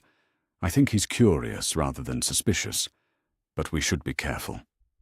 The postscript worried Harry more than the main message. If Blaise Zabini was starting to notice patterns in Draco's behavior, how long before other Slytherins, or worse, the teachers, began to suspect something? The answer came sooner than expected. 3 days later, as Harry was leaving the library after a particularly frustrating study session on transfiguration theory, he nearly collided with Blaise Zabini in the corridor outside. "Potter," Blaise said, his dark eyes studying Harry with the same calculating intensity he usually reserved for particularly complex arithmancy problems. "How interesting to find you here so late." "I could say the same about you, Zabini," Harry replied carefully. Blaise smiled, but it didn't reach his eyes. "I was actually hoping I might run into you. I've been having some interesting conversations with Draco lately, about perspective and growth, and the value of questioning inherited assumptions." Harry's heart rate picked up, but he kept his expression neutral. "Sounds like typical Slytherin word games to me." "Perhaps," Blaise agreed. "But then again, perhaps not. Tell me, Potter, if someone you'd always considered an enemy suddenly started showing signs of evolution, would you be interested in encouraging that evolution? Or would you assume it was another form of deception? The question hung in the air between them, loaded with implications that Harry wasn't sure he was ready to address. This could be a test of some kind, a way for Draco to gauge whether other Slytherins might be receptive to changing perspectives. Or it could be a trap, designed to expose their alliance to enemies who would use it against them. I suppose, Harry said slowly, that would depend on whether the evolution seemed genuine, or whether it was just another strategy. Blaise nodded thoughtfully. What and how would one tell the difference? By whether they were willing to back up their new perspectives with actions that cost them something, Harry replied. Anyone can say they've changed. Actually changing, actually choosing principles over comfort, that's harder. Indeed, Blaise said softly. Well, Potter, this has been enlightening. I hope we have the opportunity to continue this conversation sometime. As Blaise disappeared into the shadows of the dungeon corridors, Harry realized that their careful balance might be shifting in ways they hadn't anticipated. The question was whether that shift would help them or destroy everything they'd worked to build. Either way, he had the feeling that their secret alliance was about to become significantly more complicated. Chapter 7. The Dementor's Truth. The first Dementor attack had happened on the train, and Harry had thought that was the worst of it. He'd been wrong. 3 weeks into October, the creatures had drifted close to the castle during a Quidditch practice, and Harry had fallen from his broom again, this time from a height that should have killed him. He'd woken in the hospital wing with Madame Pomfrey fussing over his broken ribs and a concussion that left him dizzy for days. But it wasn't the physical injuries that haunted him.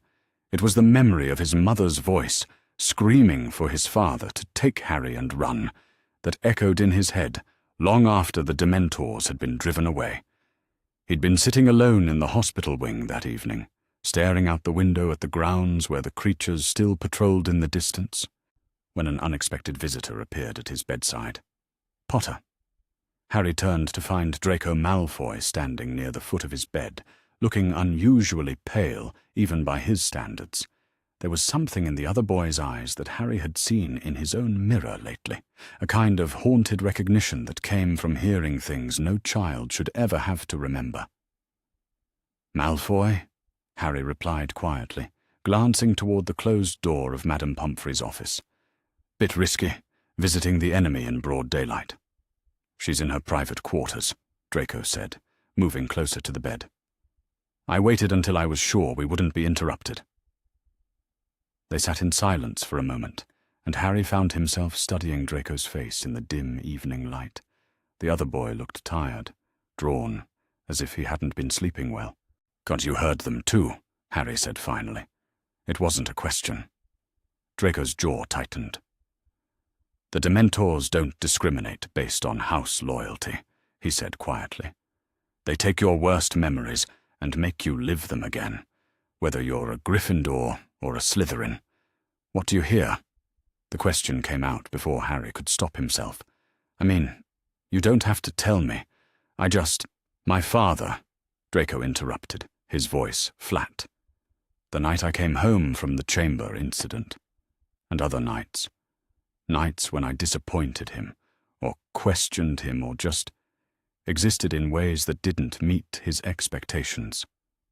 Harry felt something cold settle in his stomach.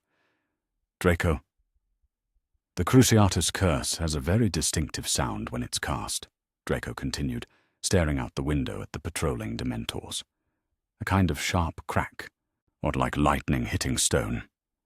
I dream about that sound now. I hear it every time they come near the castle." The casual way he said it, as if discussing the weather rather than torture, made Harry's breath catch. "He used an unforgivable on you?" "Not yet," Draco said, and there was something almost like dark humor in his voice. "But the threat is always there. In the way he holds his wand when he's angry, in the way he smiles when he's explaining why I'm a disappointment. The Dementors show me the future I'm afraid of, not just the past I remember. Harry thought about his own experiences with the creatures, about the way they forced him to relive his parents' deaths over and over. But at least those were memories of love, however tragic. The idea of being haunted by anticipated torture from one's own father was almost unbearable. "I'm sorry," he said quietly. "I'm sorry that's what you have to carry." Draco looked at him then, really looked at him, and Harry saw surprise flicker across his features. "You're the only person who's ever apologized for my father's behavior," he said. "Even my mother just accepts it as the natural order of things." "It's not natural," Harry said firmly. "Parents aren't supposed to threaten their children with torture. Parents are supposed to protect their children, not be the thing they need protection from."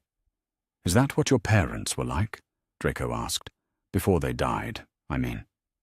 Harry considered the question, thinking about the few memories he had that weren't filtered through Dementor-induced terror. "I think so.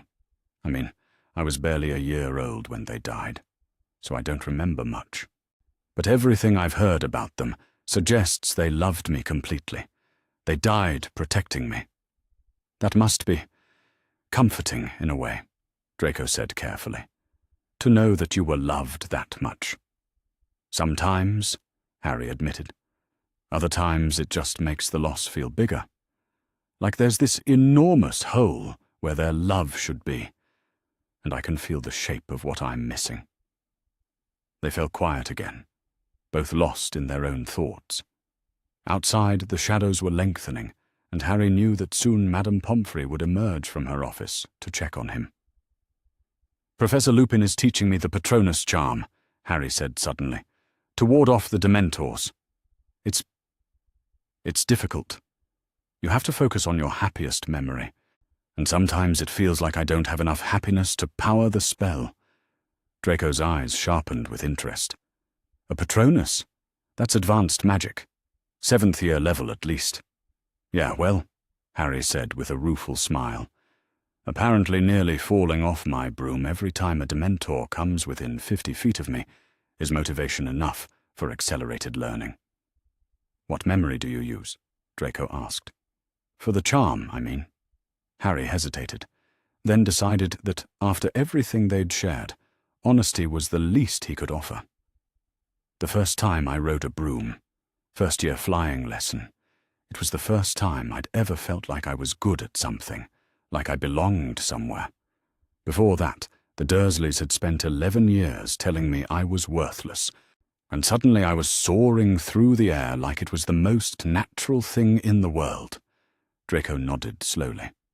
"I remember that lesson. You made it look effortless. I was jealous, actually.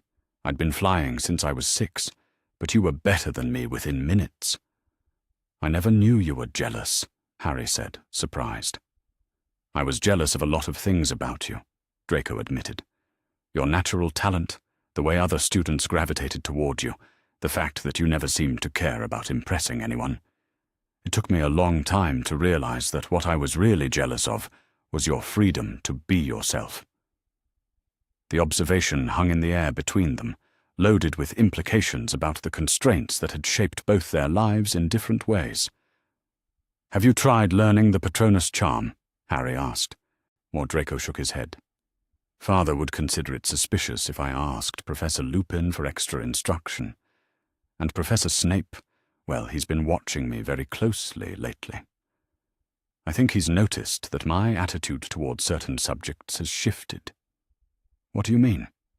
"Last week in Potions, he made one of his usual comments about Muggles being inferior to wizards, and instead of nodding along like I usually do, I questioned the logic behind the assumption.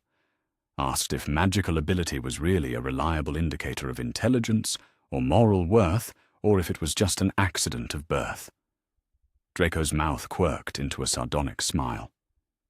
He looked at me like I'd grown a second head. Harry couldn't help but grin at the mental image. "I bet that was an interesting conversation." "Interesting is one word for it," Draco said dryly. Note he assigned me extra essays on the proper role of blood purity in magical society, and told me to report to his office if I had any more questions about the natural order of things. So you're definitely on his radar now. Definitely. Which is why I've been looking for other sources of educational support. Draco hesitated, then seemed to come to a decision. There's a room in the castle, 7th floor, opposite the tapestry of Barnabas the Balmy. If you walk past it 3 times while thinking about what you need, it appears. Harry stared at him. That's impossible. Is it more impossible than a hat that sorts students by reading their thoughts, or staircases that move on their own schedule? This castle is full of magic we don't understand. Draco leaned forward slightly. I've been using it to practice defensive magic, and spells that might help against dementors, among other things. Other things? Things my father might try to teach me when I go home for Christmas, Draco said quietly. Things I want to be prepared to refuse, even if refusing them puts me in danger. The weight of what he was saying settled over Harry like a heavy cloak.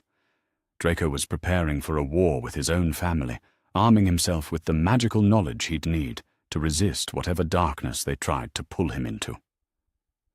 You shouldn't have to do that alone, Harry said. I'm not alone, Draco replied, meeting his eyes. Not anymore. The sound of a door opening made them both freeze. Madame Pomfrey's voice drifted from her office, followed by the sound of her footsteps approaching the main ward. I should go, Draco said quickly, standing up. What but Harry? If you want to practice the Patronus charm with someone who understands what you're fighting against, you know where to find me. He was gone before Harry could respond, slipping out of the hospital wing with the same stealth he'd used to enter. Harry lay back against his pillows, processing everything that had just happened.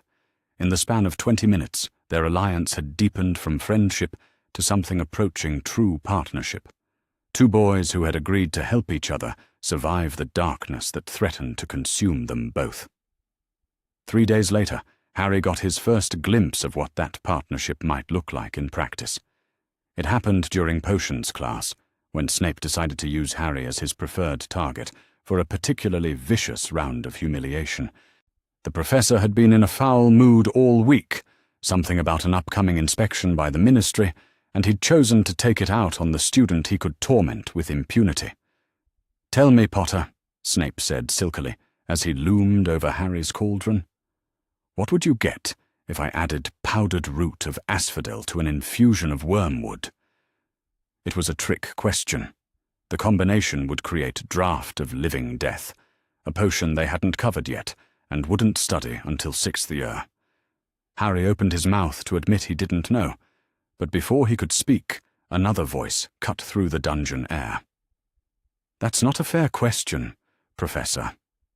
Every head in the classroom turned toward Draco, who had spoken with calm certainty, despite the dangerous look that was already forming in Snape's eyes. I beg your pardon, Mr. Malfoy?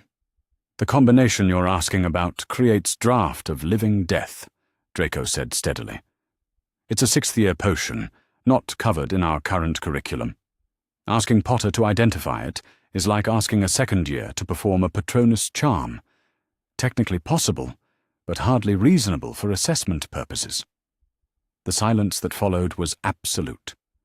Snape stared at Draco with an expression of such shock that several Slytherin students began exchanging worried glances. Are you suggesting that I don't know how to properly assess my students, Mr. Malfoy? I'm suggesting that effective assessment should test students on material they've actually been taught, Draco replied, his voice never wavering despite the growing danger in his professor's tone. Otherwise, it's not assessment, it's just humiliation. Harry felt his heart stop. Draco had just openly defended him in front of the entire class, including his own housemates, against a professor who could make his life miserable.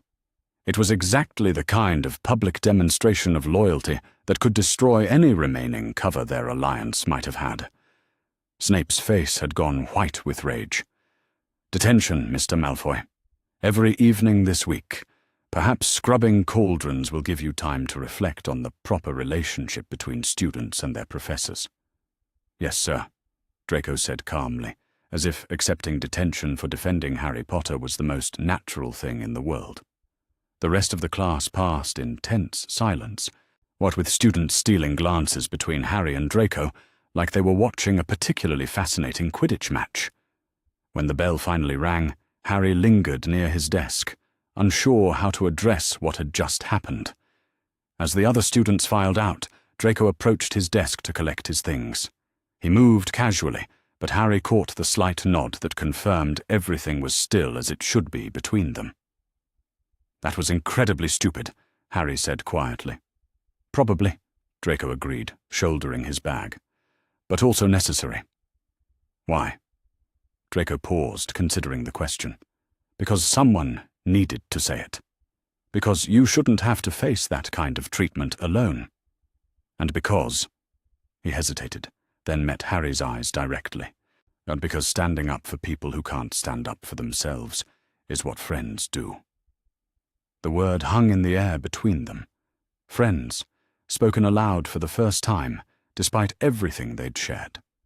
It felt like crossing a line they couldn't uncross, acknowledging something that transformed their careful alliance into something much more dangerous and much more real.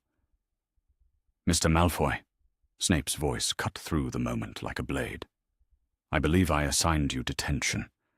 Kindly report to my office immediately to begin serving it." "Yes, sir," Draco said. But before he left, he turned back to Harry one last time.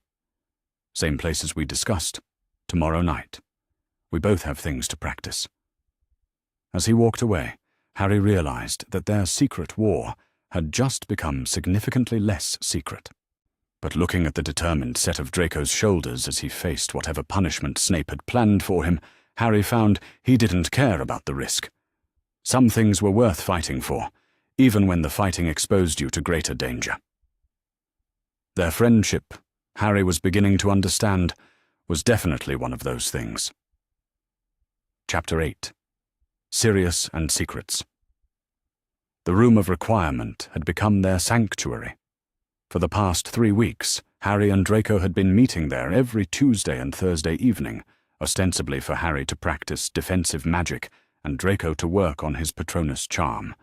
The room adapted to their needs perfectly, conjuring practice dummies for hexing, providing mirrors for observing spell effects, and maintaining a comfortable silence that seemed to absorb sound from the corridor outside. Tonight, however, the room felt different, tenser. Harry had arrived to find Draco already there, pacing near a window that looked out over grounds they both knew didn't actually exist beyond these walls. The other boys' usually controlled demeanor showed cracks of agitation that made Harry immediately alert. "What's wrong?" Harry asked without preamble. Draco turned, and Harry was struck by how much older he looked than 13. The past months of carrying secrets and navigating between loyalties had carved lines around his eyes that shouldn't exist on someone so young. "I received a letter from my father yesterday," Draco said without preamble, "about Sirius Black, about his escape, and what it means for our family." Harry felt his stomach clench. "What kind of letter?" "The kind that assumes I share his political views and his enthusiasm for certain aspects of our world's history." Draco moved to one of the chairs the room had provided and sank into it heavily. "He wrote to me as if I were already an adult member of his inner circle, as if I could be trusted with information about Death Eater politics." "And can you?" Harry asked carefully. "Be trusted with that information, I mean." Draco met his eyes steadily. "That depends entirely on what you think I should do with it." The weight of that statement settled between them. Draco was offering to share intelligence that could endanger his family, potentially even his own life, because he trusted Harry to help him decide how to use it responsibly. "Tell me," Harry said. "Black's escape wasn't random," Draco began, his voice taking on the measured cadence he used when reciting complex potion instructions. "What, according to my father, Black has been planning it for years, waiting for the right moment. And that moment came when he learned that someone he betrayed was still alive. Harry frowned. Betrayed? But Black was the one who was betrayed. He was thrown in Azkaban for crimes he didn't commit. Was he? Draco asked quietly. Because according to my father's letter, Black was indeed the Potter's secret keeper. Black was the one who told Voldemort where to find your parents. Black was responsible for their deaths. The words hit Harry like physical blows. That's impossible. Sirius Black was my father's best friend. He was my godfather. He would never— I'm not saying I believe it, Draco said quickly. I'm telling you what my father believes, what the Death Eater community has believed for 12 years. But there's something else. It's something that doesn't fit with that story. Harry waited, his heart pounding.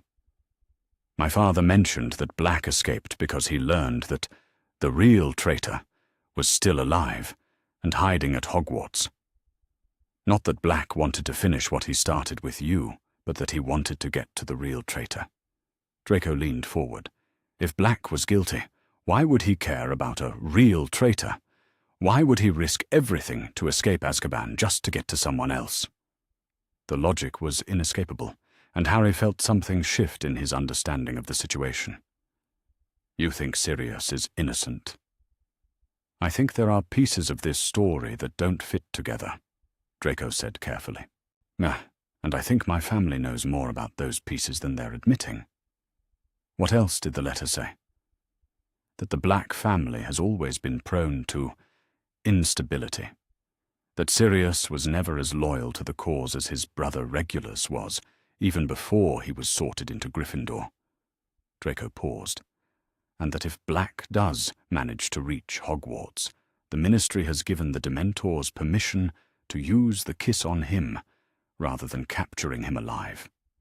Harry's blood turned to ice. The Dementor's kiss, a fate worse than death, where the creatures would suck out a person's soul, leaving them an empty shell.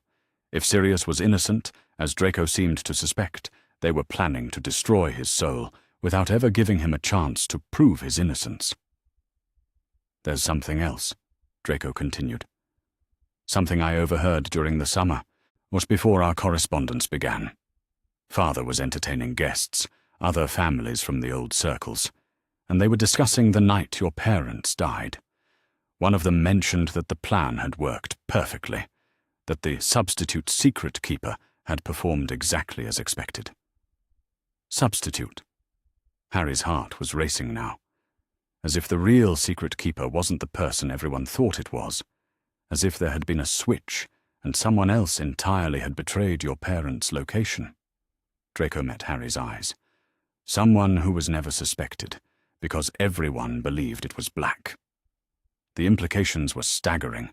If Draco was right, if there had been a substitute secret keeper who was still alive, still hiding, or still trusted by people who had no idea what he'd done, then Sirius Black had been rotting in Azkaban for 12 years for a crime he hadn't committed. We need to tell someone, Harry said immediately. Dumbledore or Professor McGonagall, or— Tell them what? Draco interrupted. That I overheard my Death Eater father's friends discussing ancient history, that I have suspicions based on inconsistencies in stories told by people who were never supposed to tell me those stories in the first place. Harry opened his mouth to argue, then closed it as he realized Draco's point. Any adult they approached would want to know how Draco had come by this information, and explaining that would expose not only their alliance, but also Lucius Malfoy's continued involvement in dark magic circles. Oh, then what do we do? We need more information, Draco said. Solid evidence that can't be dismissed as the fantasies of confused children. And we need someone else who might be able to help us make sense of what we're learning. Someone else? Draco hesitated, then seemed to come to a decision. Granger. Harry stared at him. Hermione? Why Hermione? Because she's the best researcher in our year, possibly in the entire school, because she has access to information in the library that neither of us would know how to find, and because— Draco paused, looking almost embarrassed. Because if we're going to do this, if we're going to try to prove that an innocent man has been wrongly imprisoned for 12 years, we're going to need someone who believes in justice more than she believes in following rules. The idea of bringing Hermione into their secret alliance was both thrilling and terrifying. On one hand, she would be an invaluable asset, brilliant, resourceful, and absolutely committed to doing the right thing regardless of personal cost. On the other hand, telling her would mean trusting someone else with secrets that could destroy them all if they fell into the wrong hands. "She'll never believe it," Harry said finally. "She thinks you're a bigoted bully who would say anything to cause trouble." "Then we'll have to convince her otherwise," Draco replied. "And we'll have to do it carefully, in a way that doesn't expose more than we're prepared to risk." 3 days later, and Harry found himself in the most surreal situation of his Hogwarts career, sitting in an abandoned classroom with both Draco Malfoy and Hermione Granger, trying to convince his best friend that his former enemy was now his ally. "This is insane," Hermione said for the 3rd time, her bushy hair seeming to quiver with indignation. "Harry, he's a Malfoy. His father is a Death Eater. This is obviously some kind of trap." "It's not a trap," Harry said patiently. "I know how it looks, but—" "How it looks?" Hermione's voice rose to near shriek levels. "How it looks is that you've been secretly meeting with someone whose family wants you dead, sharing information that could get you killed, or now you want me to help you investigate a conspiracy theory based on overheard conversations between dark wizards." "When you put it like that," Draco said mildly, "it does sound rather mad." Hermione whirled on him. "Don't you dare act like this is amusing. If you think you can manipulate Harry into trusting you—" "I don't want to manipulate anyone," Draco interrupted, his voice growing serious. "I want to prevent an innocent man from having his soul destroyed by Dementors, because everyone was too afraid to question the official story." "And why should I believe that you, of all people, care about justice?" Draco was quiet for a long moment, and Harry could see him weighing his words carefully. When he spoke, his voice carried a gravity that seemed to age him beyond his years. "But because I've spent the last 6 months learning the difference between the person my father wanted me to become and the person I actually am. Because I've discovered that most of the things I was taught to believe were lies designed to make me complicit in other people's suffering. And because—" he looked directly at Hermione. "Because I've learned that blood purity is a lie, that courage has nothing to do with what house you're sorted into, and that some of the bravest, most intelligent people I've ever met are Muggle-born."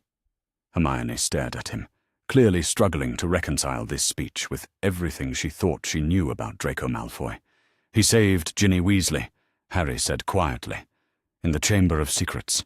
He followed me down there, even though he could have died. He helped me carry her out when she was unconscious." "That's impossible," Hermione said automatically. The report said what we told the adults," Harry interrupted. "But Draco was there. He saw what Tom Riddle really was, what Voldemort was capable of doing to children, and it changed him." Hermione looked between them, her analytical mind clearly working through the implications. "If that's true," she said slowly, "if Draco really was in the chamber and chose to help save Ginny, why didn't anyone know? Why keep it secret?" "Because my father would have killed me," Draco said simply. "Not metaphorically. He would have actually used the killing curse on me for betraying everything he'd taught me about blood purity and family loyalty." The stark honesty of the statement seemed to cut through Hermione's skepticism like a knife. She studied Draco's face, searching for signs of deception, and Harry knew she was finding the same sincerity that had convinced him. "Show me," she said finally. "If you want me to help you investigate this Sirius Black situation, show me evidence that you've really changed. Show me something that proves you're not the same person who called me a mudblood." Draco nodded, as if he'd been expecting this request. He reached into his bag and pulled out a small leather journal, worn and clearly well used. "I've been keeping notes," he said, offering it to Hermione. "Everything I've learned about Death Eater families, about their connections, their children who might be struggling with the same questions I've been facing. Names, relationships, political alliances, information that could help identify students who might be sympathetic to change or who might be being pressured to follow paths they don't want to walk." Hermione took the journal with careful hands, opening it to a random page. Her eyes widened as she scanned the contents. "This is incredibly detailed," she said slowly, "and incredibly dangerous for you to possess."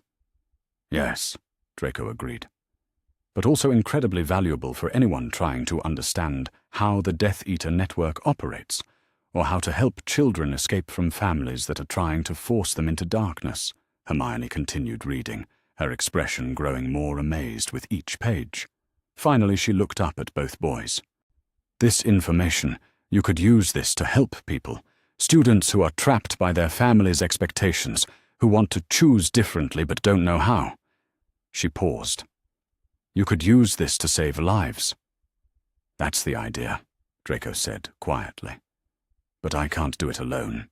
And I can't do it without people who understand that justice is more important than maintaining comfortable lies." Hermione closed the journal carefully and handed it back to him. When she spoke, her voice was firm with decision. "Tell me everything you know about Sirius Black," she said. "And then we're going to the library to find out what the official records don't say." Harry felt something tight in his chest release as he watched his two closest allies, former enemies who had become united by their commitment to doing the right thing, begin to plan their investigation. For the first time since Sirius Black's escape had been announced, he felt like they might actually be able to help an innocent man find justice. It wasn't going to be easy, and it wasn't going to be safe. But with Hermione's research skills, Draco's inside knowledge, and their shared determination to uncover the truth, Harry finally felt like they had a real chance of making a difference. The truth about Sirius Black was out there, waiting to be discovered. And for the first time in 12 years, someone was finally looking for it. Chapter 9. The Shrieking Shack Revelation. 2 weeks of careful research had led them to this moment, and Harry's hands were trembling as he crouched behind the crumbling stone wall of the Shrieking Shack's garden. Beside him, Hermione clutched a thick folder of evidence they'd compiled from library records, family histories, and Draco's increasingly dangerous intelligence gathering. The December wind cut through their cloaks, but none of them suggested retreating to the warmth of the castle. They were too close to the truth to turn back now. "Are you sure about this?" Harry whispered to Draco, who was scanning the approaching figures with the kind of intense focus Harry had only seen during Quidditch matches. "I'm sure," Draco replied, though his voice carried the weight of someone who understood exactly what he was about to lose. "That Pettigrew has been hiding in plain sight for 12 years. If we don't act tonight, Sirius Black will either be kissed by Dementors or killed on sight. There won't be another chance." Through the broken windows of the shack, they could see the confrontation beginning to unfold exactly as Hermione had predicted it would. Sirius Black, gaunt, wild-eyed but very much alive, had cornered Ron Weasley and his rat scabbers in the main room. Ron was backing away slowly, clutching his pet protectively, while Black's eyes burned with 12 years of rage and desperation. "Give me the rat, Ron," Black was saying, his voice hoarse from years of screaming in Azkaban. "Give me Peter Pettigrew." "You're mad," Ron shouted back. "This is Scabbers. He's been in my family for 12 years. 12 years, Black repeated, and there was something broken in his laugh. Yes, exactly 12 years, since the night he betrayed James and Lily Potter, since the night he let them die and let me take the blame for his crimes. Harry's breath caught as he watched the scene unfold. Everything they had researched, all of Draco's family intelligence, was being confirmed in real time. Peter Pettigrew, the real secret keeper, the real traitor, had been hiding as a pet rat in the Weasley family for over a decade. "We have to get in there," Hermione whispered urgently. "Before someone gets hurt. Before what?" came a cold voice from behind them. They spun around to find Professor Lupin standing in the shadows of the wall, his wand drawn and his eyes moving between the three of them with an expression of profound confusion and concern. "Oh, Professor!" Hermione gasped. "We can explain." "I certainly hope so," Lupin said grimly. "Because from where I'm standing, it looks like 3 students have snuck out of the castle on a night when a dangerous escaped convict is known to be on the grounds, and are now spying on what appears to be—" He paused, listening to the voices from inside the shack. "Good God, that's Sirius." "Professor," Harry said quickly, "we need your help. Sirius Black is innocent. Peter Pettigrew is alive. He's been hiding as Ron's rat, and he's the one who really betrayed my parents." Lupin stared at him. "That's impossible. Peter is dead. Sirius killed him 12 years ago." "No," Draco said, stepping forward with the kind of calm certainty that made adults pay attention. "Sirius was framed. Peter faked his own death and framed Sirius for betraying the Potters. We have evidence." "Mr. Malfoy," Lupin said slowly, "what are you doing here?" It was the moment of truth, the point where Draco would have to choose between maintaining his cover and publicly allying himself with the people his family considered blood traitors and enemies. Harry held his breath, waiting to see what his friend would choose. "I'm here," Draco said clearly, "because justice matters more than family loyalty. Because an innocent man has been suffering in Azkaban for 12 years, while the real traitor lived as a hero. And because Harry Potter deserves to know the truth about what really happened to his parents." The words hung in the air like a declaration of war against everything Draco had been raised to believe. Professor Lupin's eyes widened with something that might have been shock or recognition or hope. "Show me your evidence," he said quietly. But before Hermione could open her folder, a commotion from inside the shack drew their attention. Through the broken window, they could see that Ron had been backed into a corner, and Scabbers was squeaking frantically in his arms. Black was advancing with his wand drawn, and his face was twisted with such desperate hunger for revenge that Harry feared he might actually kill Ron to get to the rat.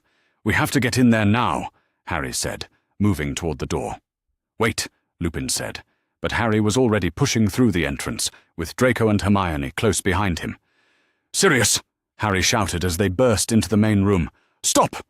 Black spun around, to his hollow eyes focusing on Harry with an expression of such raw emotion that Harry felt his knees go weak. This was his godfather, the man his parents had trusted enough to make guardian of their son, the man who had spent 12 years in hell for a crime he hadn't committed. "Harry," Sirius whispered, and his voice broke on the name. "My God, you look so much like James."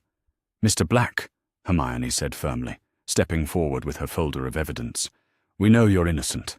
We know Peter Pettigrew is still alive, and we know he's hiding as that rat." "You... no." Sirius looked between them in confusion. "How could you possibly know?" "Because we investigated," Draco said, moving to stand beside Harry, despite the way Sirius's eyes narrowed dangerously when he recognized the Malfoy features. "Because the story never made sense, and because some of us care more about truth than about maintaining comfortable lies." "A Malfoy," Sirius said, his voice dripping with disgust. "Of course. This is a trap, isn't it? Your father sent you to—" "My father," Draco interrupted coldly, "wanted Peter Pettigrew to remain hidden so that Sirius Black could take the blame for Voldemort's crimes. My father has spent 12 years celebrating the fact that the real traitor was never caught. But I am not my father." The conviction in his voice seemed to cut through Sirius's suspicion like a blade.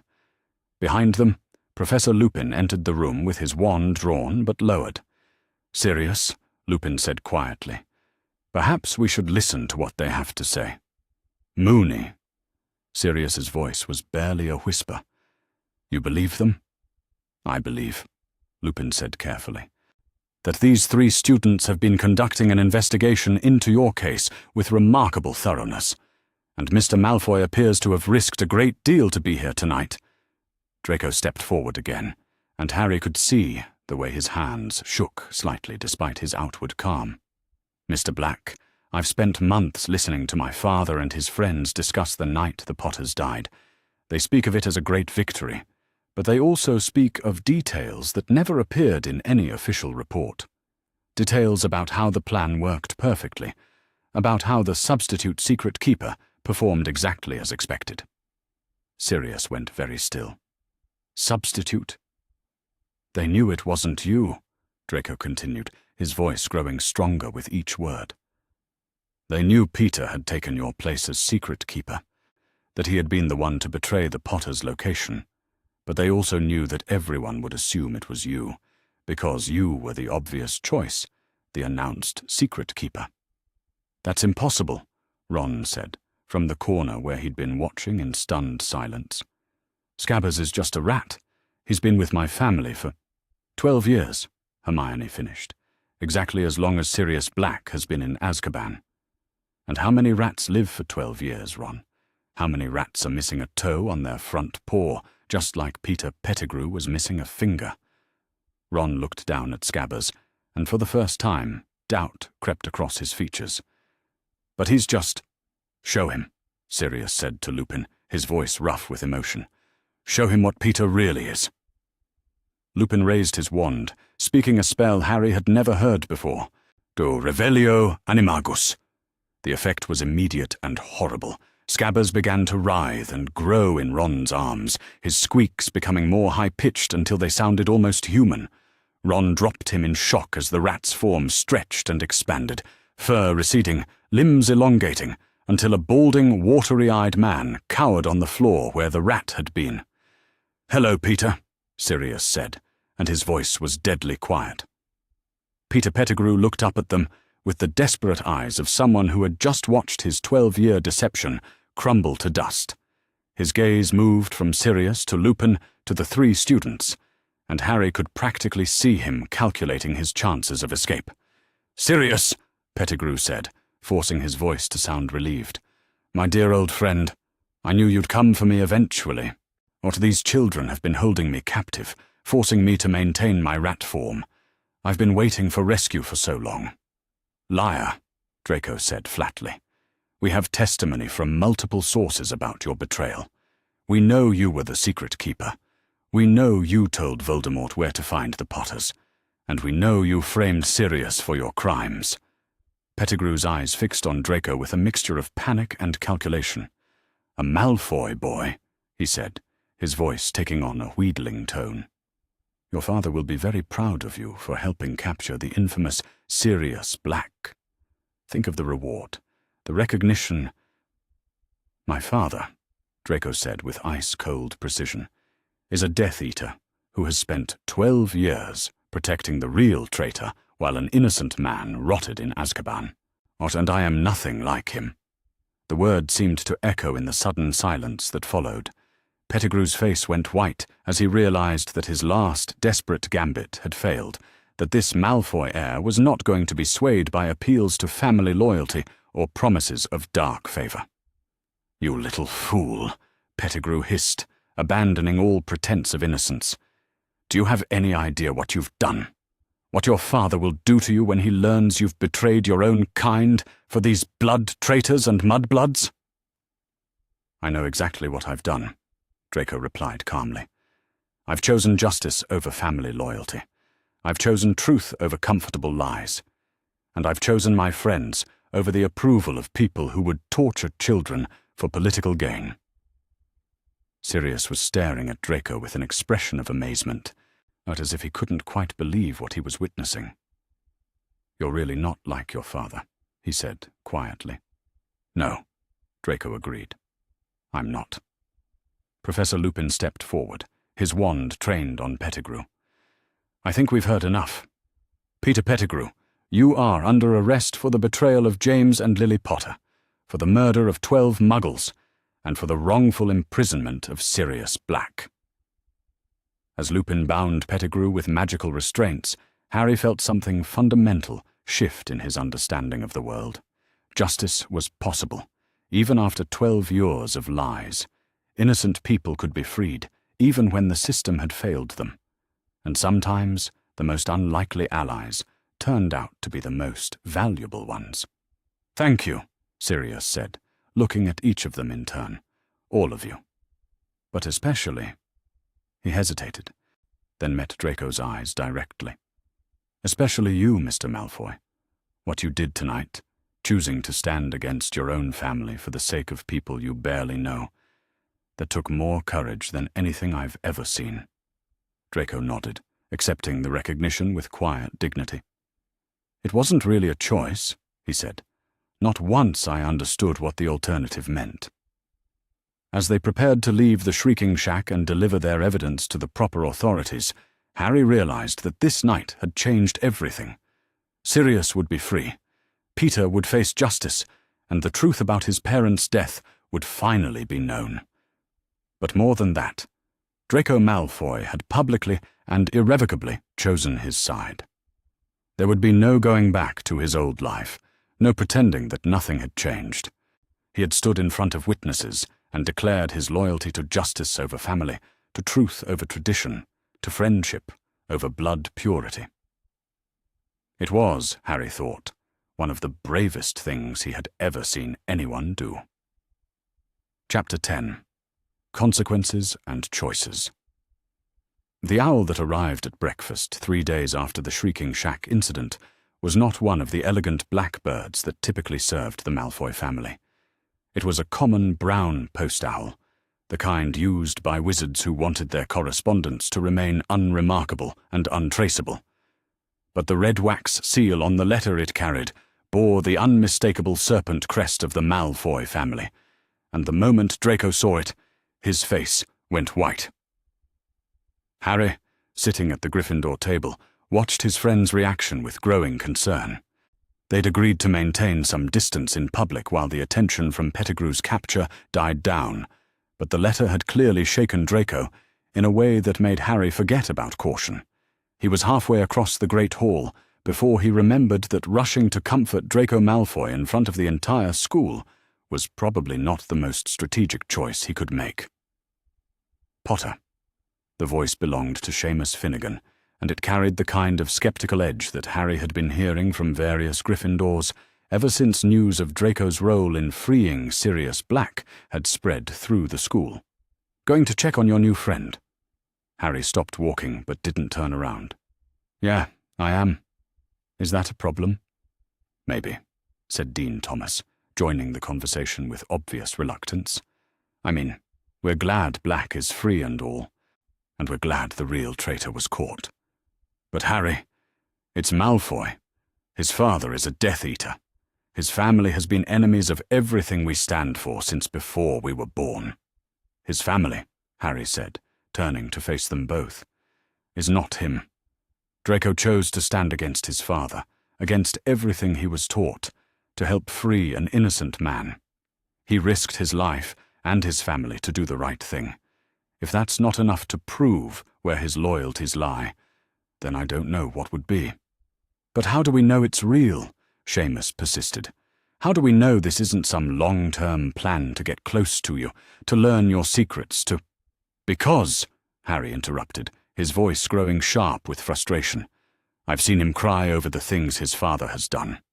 I've watched him question everything he was taught to believe. I've seen him choose to help people he was raised to hate, even when it cost him everything he thought he wanted." The conviction in his voice seemed to give both boys pause, but Harry could see that doubt still lingered in their eyes. It was, he realized, going to be an uphill battle to convince his housemates that a Malfoy could genuinely change sides. "Look," he said, trying for a more reasonable tone, "I know it's hard to believe. A year ago, I would have been just as skeptical as you are. But people can change, especially when they're 13 years old and finally get the chance to think for themselves instead of just repeating what their parents told them." He left them considering that, and continued his path toward the Slytherin table, where Draco was staring at the unopened letter as if it might explode at any moment. "Bad news?" Harry asked quietly, sliding onto the bench beside him. "The worst," Draco replied, his voice barely above a whisper. "Father's heard about what happened at the Shrieking Shack. about my testimony against Pettigrew." "What does he say?" Draco's laugh was bitter and hollow. "I haven't opened it yet. But I can guess. Threats, probably. Demands that I recant my testimony and claim I was under some kind of curse or coercion. Maybe disownment warnings." He paused, staring at the letter with a mixture of fear and resignation. Or worse. Harry felt a chill run down his spine. Worse how? "The Malfoy family has always dealt harshly with members who betray the family honor," Draco said quietly. "There are precedents. Distant cousins who spoke against the family interests, who married beneath their station, who chose principles over profit." He met Harry's eyes. "None of them lived to see their next birthday." The casual way he said it, as if discussing the weather rather than the possibility of his own murder, made Harry's stomach clench with fear and rage. "We won't let that happen," Harry said firmly. "Sirius won't let that happen. Dumbledore won't."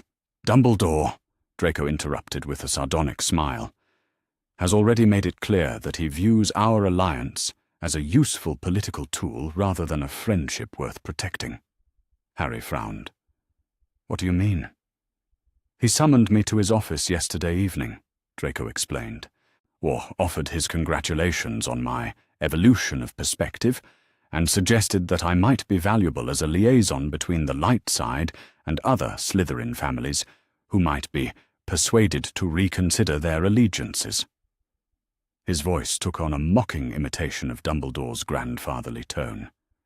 "Young minds are so much more flexible than their elders, Mr. Malfoy. I'm sure you could be quite influential among your peers." Harry felt a familiar twist of disappointment as he recognized the pattern. Dumbledore had done something similar after the Chamber of Secrets incident, treating Harry's survival as a useful outcome rather than expressing genuine relief that a child hadn't died. The headmaster saw people as chess pieces, valuable for their strategic potential rather than their inherent worth. "But what did you tell him?" "That I'd consider it," Draco said with a shrug, which was the diplomatic way of saying that I'd rather eat dung beetles than become his teenage spy network coordinator. Despite everything, Harry found himself smiling. Diplomatic indeed. "Potter." The voice belonged to Pansy Parkinson, who had appeared beside their table with an expression that mixed curiosity with calculation. Interesting choice of breakfast companions. "Pansy," Draco said without looking up from his letter. "Come to offer congratulations on my betrayal of everything our families stand for."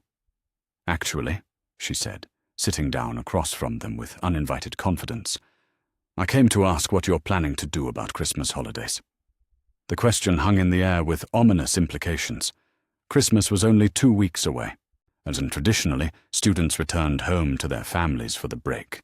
For Draco, that would mean returning to Malfoy Manor and facing his father's wrath in person. "I haven't decided yet," Draco said carefully. "Well, you should probably decide quickly," Pansy said, her voice taking on a warning edge. "Because Theodore Nott's father received a letter from yours yesterday asking about arranging a meeting with you during the holidays, and the Nott family doesn't typically host social gatherings." The threat was clear without being explicit. Lucius was arranging for Draco to be isolated from the protection of Hogwarts, surrounded by Death Eater families who would view his recent actions as treason worthy of the harshest punishment. "I see," Draco said quietly.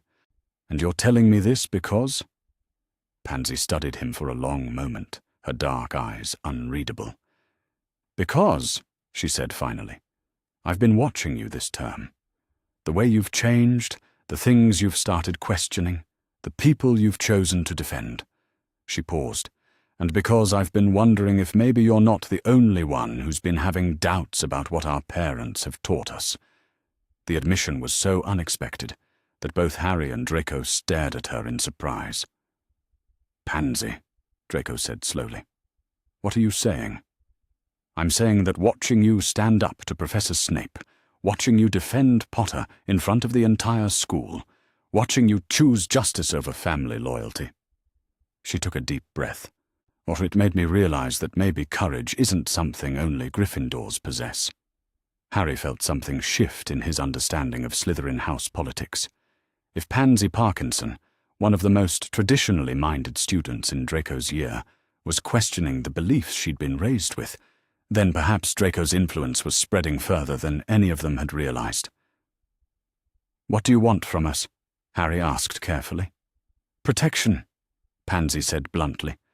"For Draco, but also for the rest of us who might want to choose differently than our families expect. Because if the Death Eaters are willing to target one of their own for betraying the cause, they won't hesitate to go after any of us who show signs of evolution." Before either boy could respond, Professor McGonagall appeared at their table with her usual brisk efficiency. "Mr. Malfoy," she said, "the headmaster would like to see you in his office. Immediately." Draco exchanged a quick glance with Harry, then nodded. "Of course, Professor." As he stood to follow McGonagall, the letter from his father still clutched in his hand, Harry felt a surge of protective fury that surprised him with its intensity. Draco was walking into what might be another attempt at manipulation by Dumbledore, carrying news of threats from his own family, facing isolation from his traditional support systems. But he wasn't walking into it alone anymore. "Draco," Harry called after him. "Whatever happens, whatever they threaten or promise or demand, you're not facing it by yourself." Draco turned back, and the smile that crossed his face was the first genuine expression of happiness Harry had seen from him in days. "Thank you," he said simply. "That means more than you know."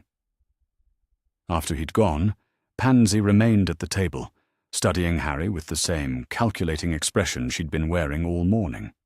"You really care about him," she said, and it wasn't quite a question. "He's my friend," Harry replied.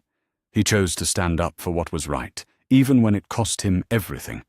Of course I care about him. And if it costs you something too? If defending him makes your own life more difficult, more dangerous, would you still do it?"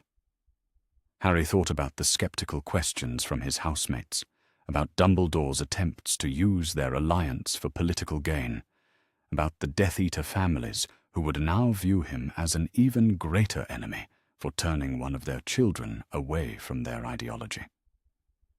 "Yes," he said without hesitation. "I would." Pansy nodded, as if his answer had confirmed something she'd been wondering about. "Then perhaps," she said, "it's time for some of us to learn what real loyalty looks like." An hour later, Draco returned from his meeting with Dumbledore, looking grim but determined. He'd opened his father's letter while in the headmaster's office, and the contents had been every bit as threatening as he'd expected. Disownment, Harry guessed when Draco found him in the library. "Among other things," Draco confirmed. "Threats against my mother if she continues to support my descent into blood traitor sympathies. Suggestions that accidents might befall students who associate with me." He paused. "And an ultimatum. Recant my testimony against Pettigrew and publicly denounce you as a corrupting influence, or face the full consequences of betraying the family honor." What did Dumbledore say? "That the school would provide protection while I'm here, but that he couldn't guarantee my safety during holidays or after graduation." Draco's voice was bitter. He also suggested again that I might find it educational to gather intelligence on other pure-blood families who might be wavering in their loyalties. "Still trying to recruit you as a spy," Harry said. Apparently, though I think his interest became significantly more pronounced when I mentioned that Pansy, and possibly other Slytherin students, might be questioning their family's beliefs. Draco rubbed his temples, as if fighting a headache.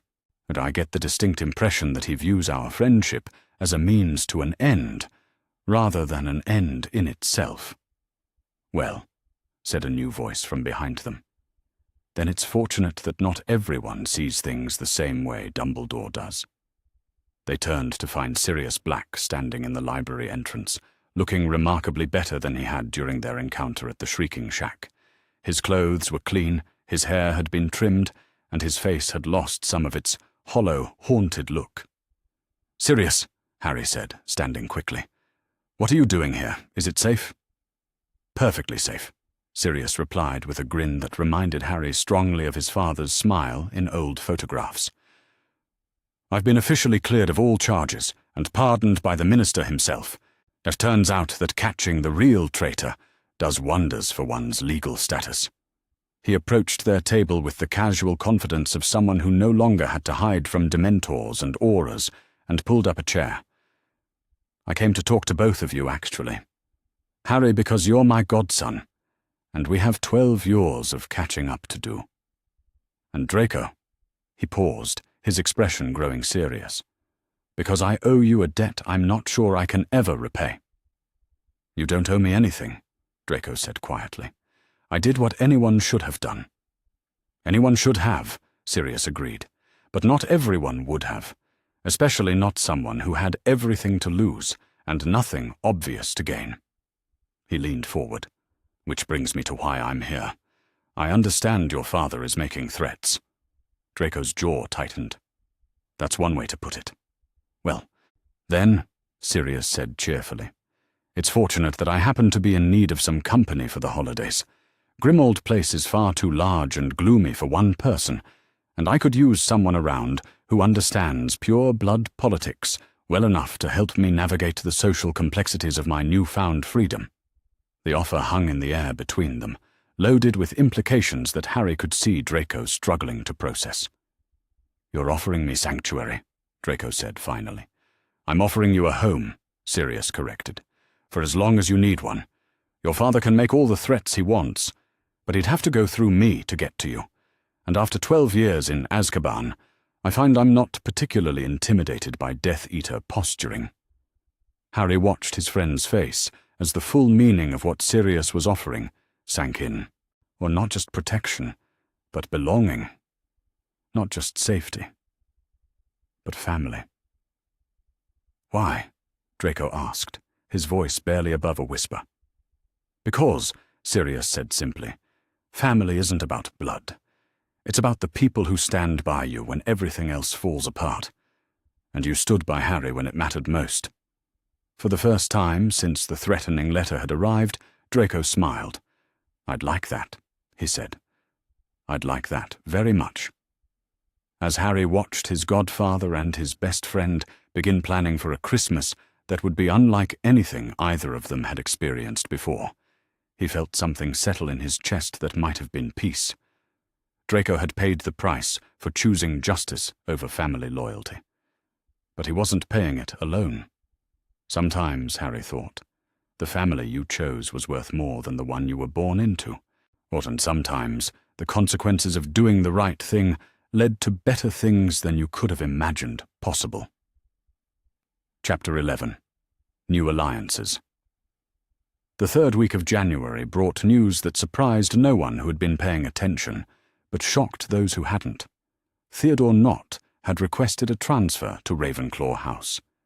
The announcement came during breakfast, delivered by Professor McGonagall, with the kind of crisp efficiency that suggested the decision had already been thoroughly discussed and approved by the faculty, but the ripple of whispers that followed her words seemed to echo through the great hall for the rest of the meal. "It's unprecedented," Hermione murmured, staring across at the Slytherin table where Theodore sat with his usual quiet composure, seemingly unbothered by the attention his decision was drawing. "Students don't just transfer houses in their third year. The Sorting Hat's decision is supposed to be final." "Unless," Harry said thoughtfully, "the student can demonstrate that their fundamental values have shifted enough to justify reconsideration." From his seat beside them, a position that had become routine since their return from Christmas holidays, Draco nodded grimly.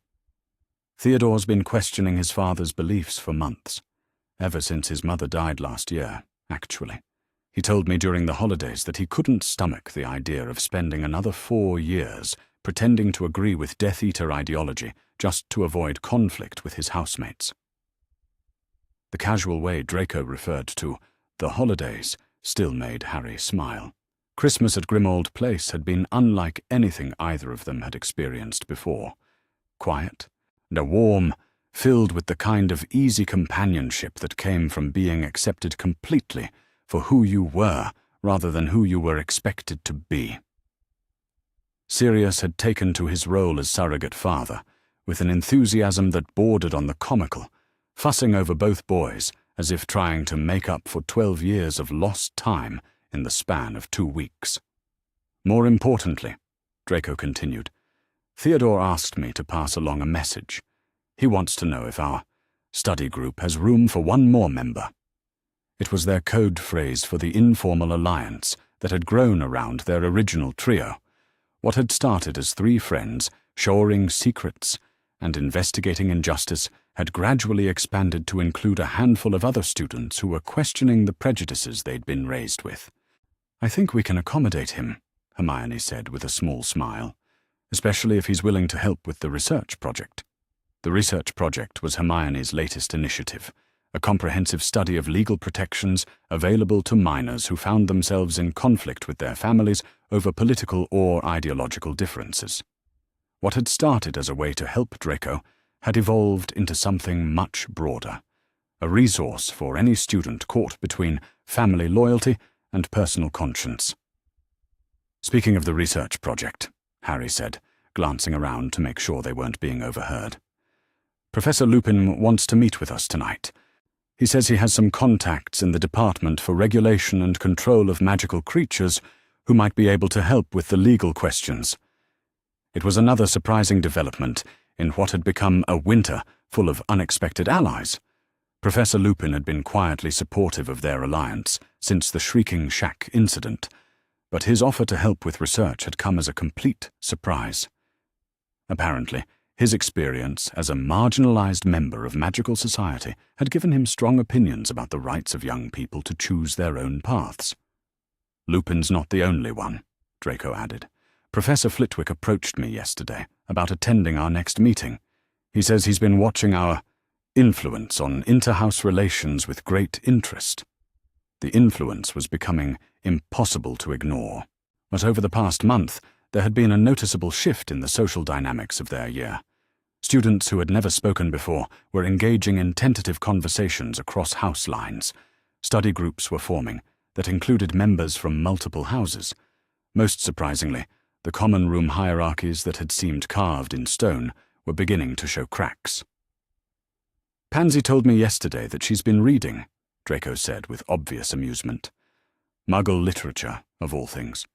Apparently she wants to understand what she's been missing by dismissing entire categories of human experience as inherently inferior. That's wonderful, Hermione said, her eyes lighting up. I could recommend some excellent starting points. Perhaps some Dickens, or perhaps, came a new voice from behind them, that we should focus on more immediate concerns. They turned to find Ron Weasley standing beside their table with an expression that mixed determination with obvious discomfort. Over the past month, Ron had been slowly warming to Draco's presence in their group, but it was still unusual for him to approach them voluntarily. Ron, Harry said, making room on the bench. Everything all right? Not exactly, Ron replied, sitting down heavily. I've been hearing things about Malfoy's father, about some of the other Death Eater families, about what they're planning for students who've been influenced by recent events. The euphemism was telling. Even now, Ron struggled to speak directly about Draco's transformation, preferring to frame it in terms of outside influence rather than genuine change of heart. But his concern was clearly genuine. What kind of things? Draco asked carefully. Crabbe and Goyle have been asking questions about you, Ron said, looking directly at Draco for perhaps the first time since Christmas. About who you spend time with, what you talk about, whether you've been in contact with your father. And yesterday, Crabbe asked me if I thought you'd been cursed or poisoned or somehow coerced into betraying your family. Harry felt his stomach tighten. They're gathering intelligence. That's what I figured, Ron agreed. And if they're gathering intelligence, it means their parents are asking questions, which means my father is planning something, Draco finished grimly. Probably for the summer, when I'll be away from the protection of Hogwarts. About that, Hermione said, pulling a thick folder from her bag. I think I may have found something useful. She opened the folder to reveal dozens of pages of notes, copied legal documents, and what appeared to be a family tree diagram that stretched across multiple sheets of parchment. I've been researching the laws surrounding emancipation of minor wizards, she continued, spreading the documents across the table. It turns out there are several precedents for young witches and wizards being legally separated from their families if they can demonstrate that remaining under parental control would pose a significant threat to their safety or moral development. Emancipation? Draco looked intrigued. That sounds almost too good to be true. It's not easy, Hermione warned. You need extensive documentation of the threat, or testimony from at least 3 qualified adult wizards about your character and judgment, and approval from both the Wizengamot and the Department of Magical Accidents and Catastrophes. But she pointed to a particular document. There's also a provision for emergency emancipation in cases where the minor is under immediate threat of serious harm. Define serious harm, Harry said. Physical violence, exposure to dark magic, forced participation in illegal activities, or psychological abuse severe enough to constitute torture. Hermione's voice was clinical, but Harry could see the anger in her eyes as she recited the criteria. Based on what Draco has told us about his father's threats, and considering the political implications of his testimony against Pettigrew, I'd qualify, Draco said quietly. What the question is whether I'd survive the process long enough for it to matter. That, said a familiar voice from above them, is where your expanding support network comes in. They looked up to find Sirius Black standing beside their table, looking remarkably official in formal wizard robes that Harry had never seen before. Sirius, Harry said, standing quickly. What are you doing here? I thought you were meeting with the Ministry today. I was, Sirius replied with a grin that reminded Harry strongly of the Marauder's reputation for mischief. And I'm pleased to report that my meeting was very productive. It seems that several influential members of the Wizengamot are very interested in ensuring that the young man who helped expose Peter Pettigrew remains safe and healthy. He pulled out a chair and sat down with obvious satisfaction. It also seems that there are a number of prominent families who have been quietly concerned about the political pressures being placed on their children by Death Eater sympathizers. Families who would be very supportive of legal measures to protect young people from coercion and retaliation. Harry felt hope begin to bloom in his chest. You're saying we have allies? I'm saying you have an entire network, Sirius corrected. The Bones family, the Abbotts, the Longbottoms, several members of the Wizengamot who remember what it was like when you-know-who was actively recruiting children. He paused, or looking directly at Draco. And one very grateful godfather who happens to be a member of an ancient pure-blood family with significant political influence. The Black family name still carries weight, Draco said, understanding immediately. Quite a lot of weight, actually, Sirius agreed, especially when wielded by someone who was wrongly imprisoned and has recently been vindicated in the most public way possible. People are inclined to listen when I speak about injustice and the importance of protecting the innocent. Hermione was frantically taking notes. This could work, she said excitedly. If we have political support, adult testimony, and documented evidence of threat, we could petition for emergency emancipation before the summer holidays begin. There's more, Sirius continued. I've been in touch with several professors here at Hogwarts. Lupin, McGonagall, Flitwick, even Snape, though he was considerably less enthusiastic about the conversation. He chuckled. It seems there's consensus among the faculty that students should be free to form friendships and alliances based on shared values rather than family politics. Snape agreed to support Draco? Ron asked in amazement. Snape agreed that protecting students from family retaliation falls within the school's duty of care, Sirius clarified. I suspect his motivations are more complex than simple altruism, but the effect is the same. Harry looked around the table at their growing circle of allies, his best friends, his godfather, teachers who had once seemed distant and uninterested in student politics. It was, he realized, and exactly what Draco had hoped for when he'd first chosen to reach out across house lines, a community based on shared principles rather than inherited prejudices. "There's something else," Draco said quietly, drawing their attention back to him. "Something I haven't told any of you yet." He reached into his bag and pulled out a letter, not the expensive parchment that usually carried Malfoy family correspondence, but ordinary paper with unfamiliar handwriting. "This arrived yesterday," he said, offering it to Harry. "From Neville Longbottom." Harry read the letter quickly, his eyebrows rising with each line. When he finished, he looked up at Draco with amazement. "Neville wants to join our study group," he said, for the benefit of the others. "He says that watching us work together has made him realize that courage isn't just about standing up to enemies. It's about standing up for friends, even when it's complicated. He also says," Draco added with a slight smile, "that his grandmother has been asking questions about our alliance. Apparently, she's been impressed by our practical approach to justice." "Augusta Longbottom," Sirius said thoughtfully. "Now there's a formidable ally. She's been fighting blood purity advocates since before any of us were born." Hermione was practically vibrating with excitement. "Do you realize what this means? We're not just helping individual students anymore. We're changing the way people think about house loyalty, about family expectations, about what it means to choose your own path." "We're starting a revolution," Ron said, and there was wonder in his voice as he seemed to fully grasp the scope of what they were building.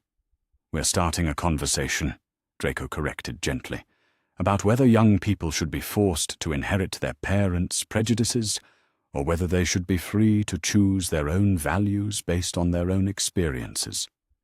Harry looked around the table again, at friends who had started as enemies, at alliances that had seemed impossible just months ago, at the beginnings of something that might eventually transform the entire wizarding world. "You know," he said thoughtfully, "I think we're going to need a bigger study group." The laughter that followed was warm and genuine, of the sound of young people who had discovered that changing the world was not only possible, it was surprisingly achievable when you had the courage to start with friendship and let everything else grow from there. Outside, snow was beginning to fall again, but inside the Great Hall, surrounded by friends and allies and the growing promise of a better future, Harry had never felt warmer.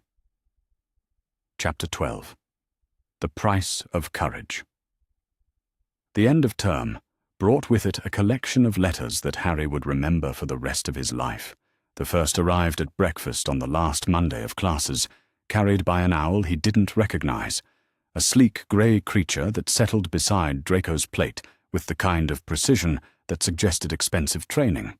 The letter it carried bore no family crest, no identifying marks, just expensive parchment and elegant handwriting that made Draco's face go very still. "Mother," Harry guessed quietly. "Mother," Draco confirmed, though he made no move to open the letter immediately. "First direct communication since Christmas." They'd been expecting this. Over the past month, as news of Draco's legal emancipation had spread through pure-blood social circles, there had been various attempts at contact from Malfoy family associates. Most had been transparent attempts to gauge whether Draco might be convinced to return to the family fold. All had been politely but firmly declined through Sirius's legal representatives, but Narcissa herself had remained silent until now. "Do you want privacy to read it?" Hermione asked gently. Draco shook his head. "I think I'd prefer witnesses, actually, but in case it's another attempt at manipulation." He broke the seal with steady hands and unfolded the parchment.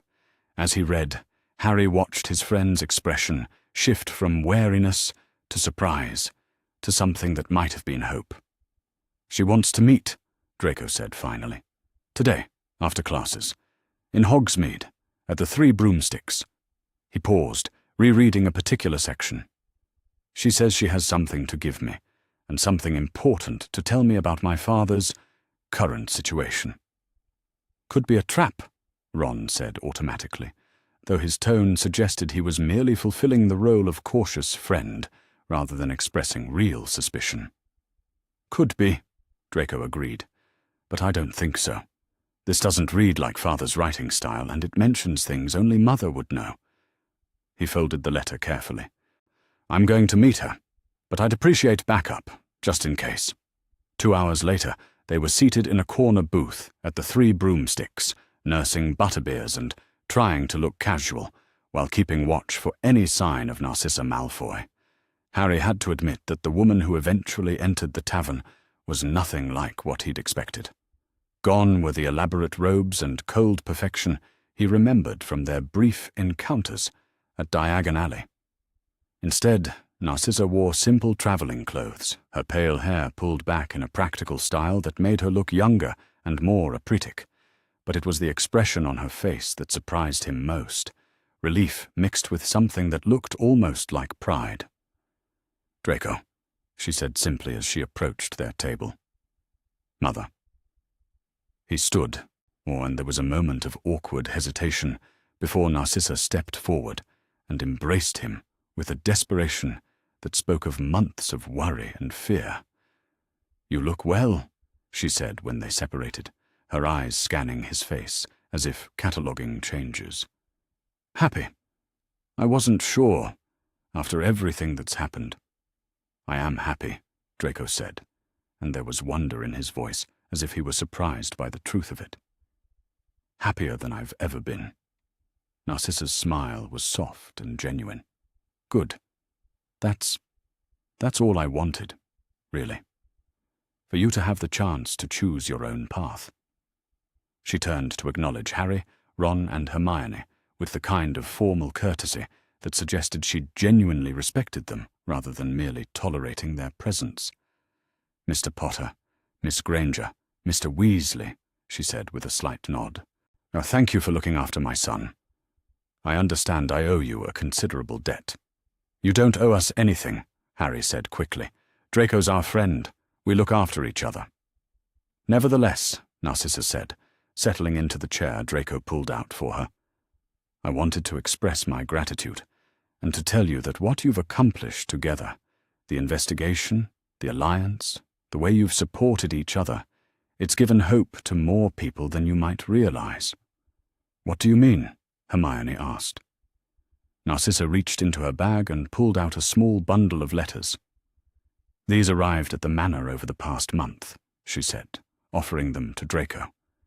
From other families, other mothers whose children have been inspired by your example to question what they've been taught. Draco took the letters with careful hands. They're scanning the return addresses with growing amazement. Greengrass, Zabini, Knott, Davies. Mother, these are half the prominent families in our social circle. Your father's social circle, Narcissa corrected gently. Not necessarily mine. And it seems that more parents than expected are relieved to discover that their children have options beyond inheriting ancient prejudices. She paused, her expression growing more serious, which brings me to the other reason I wanted to see you. Your father's situation has evolved since your testimony against Pettigrew. Harry felt a chill of concern. Is he planning something? He was, Narcissa said carefully. But his plans have been significantly complicated by recent developments, and it seems that several of his former associates have decided that having a son publicly reject the family ideology makes Lucius a liability rather than an asset. The implications hung in the air like a dark cloud. In the world of Death Eater politics, being perceived as a liability was often a terminal condition.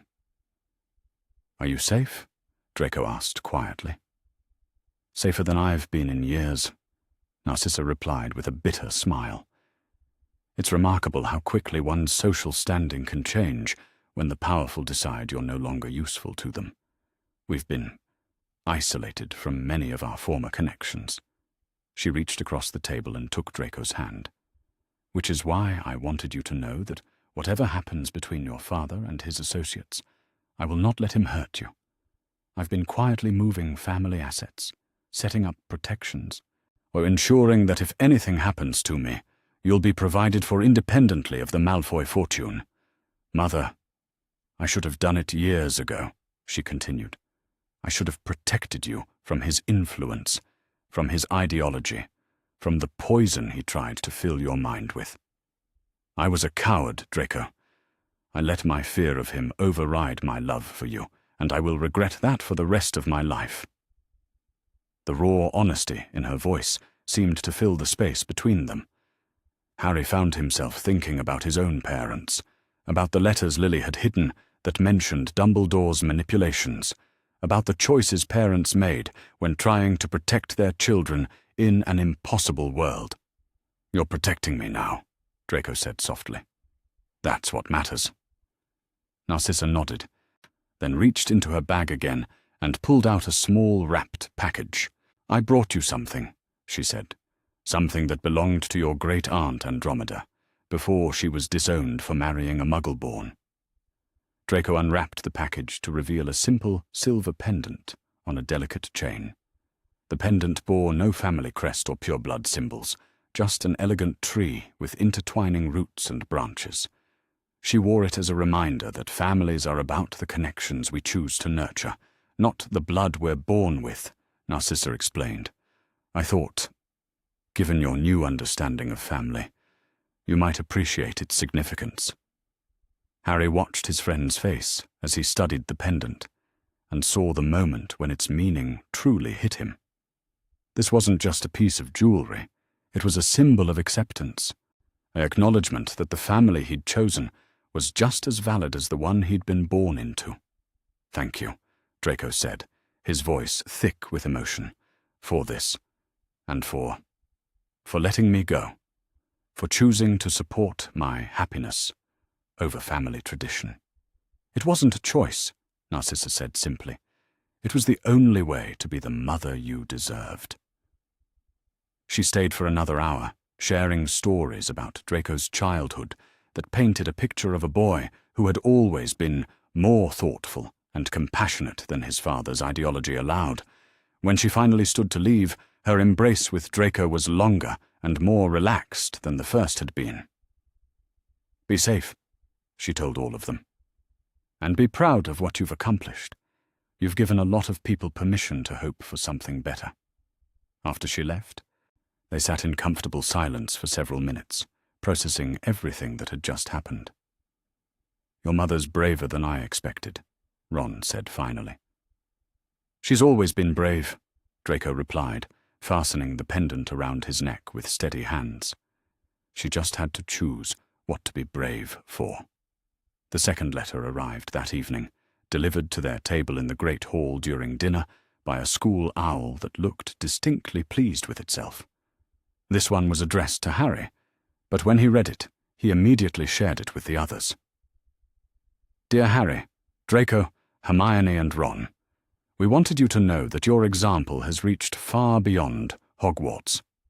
Luna and I have been talking to students at other schools, Beauxbatons, Durmstrang, at even some of the smaller academies, and the story of your alliance has inspired similar conversations about house loyalty versus personal principles.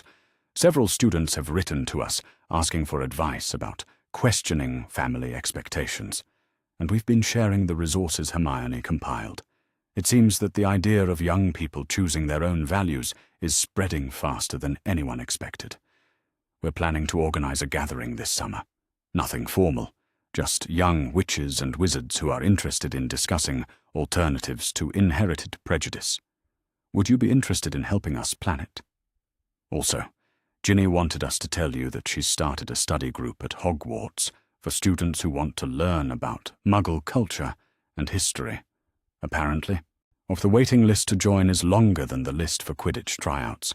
Thank you for showing us that courage isn't about what house you belong to. It's about what you choose to stand for. With admiration and friendship, Neville Longbottom and Hannah Abbott.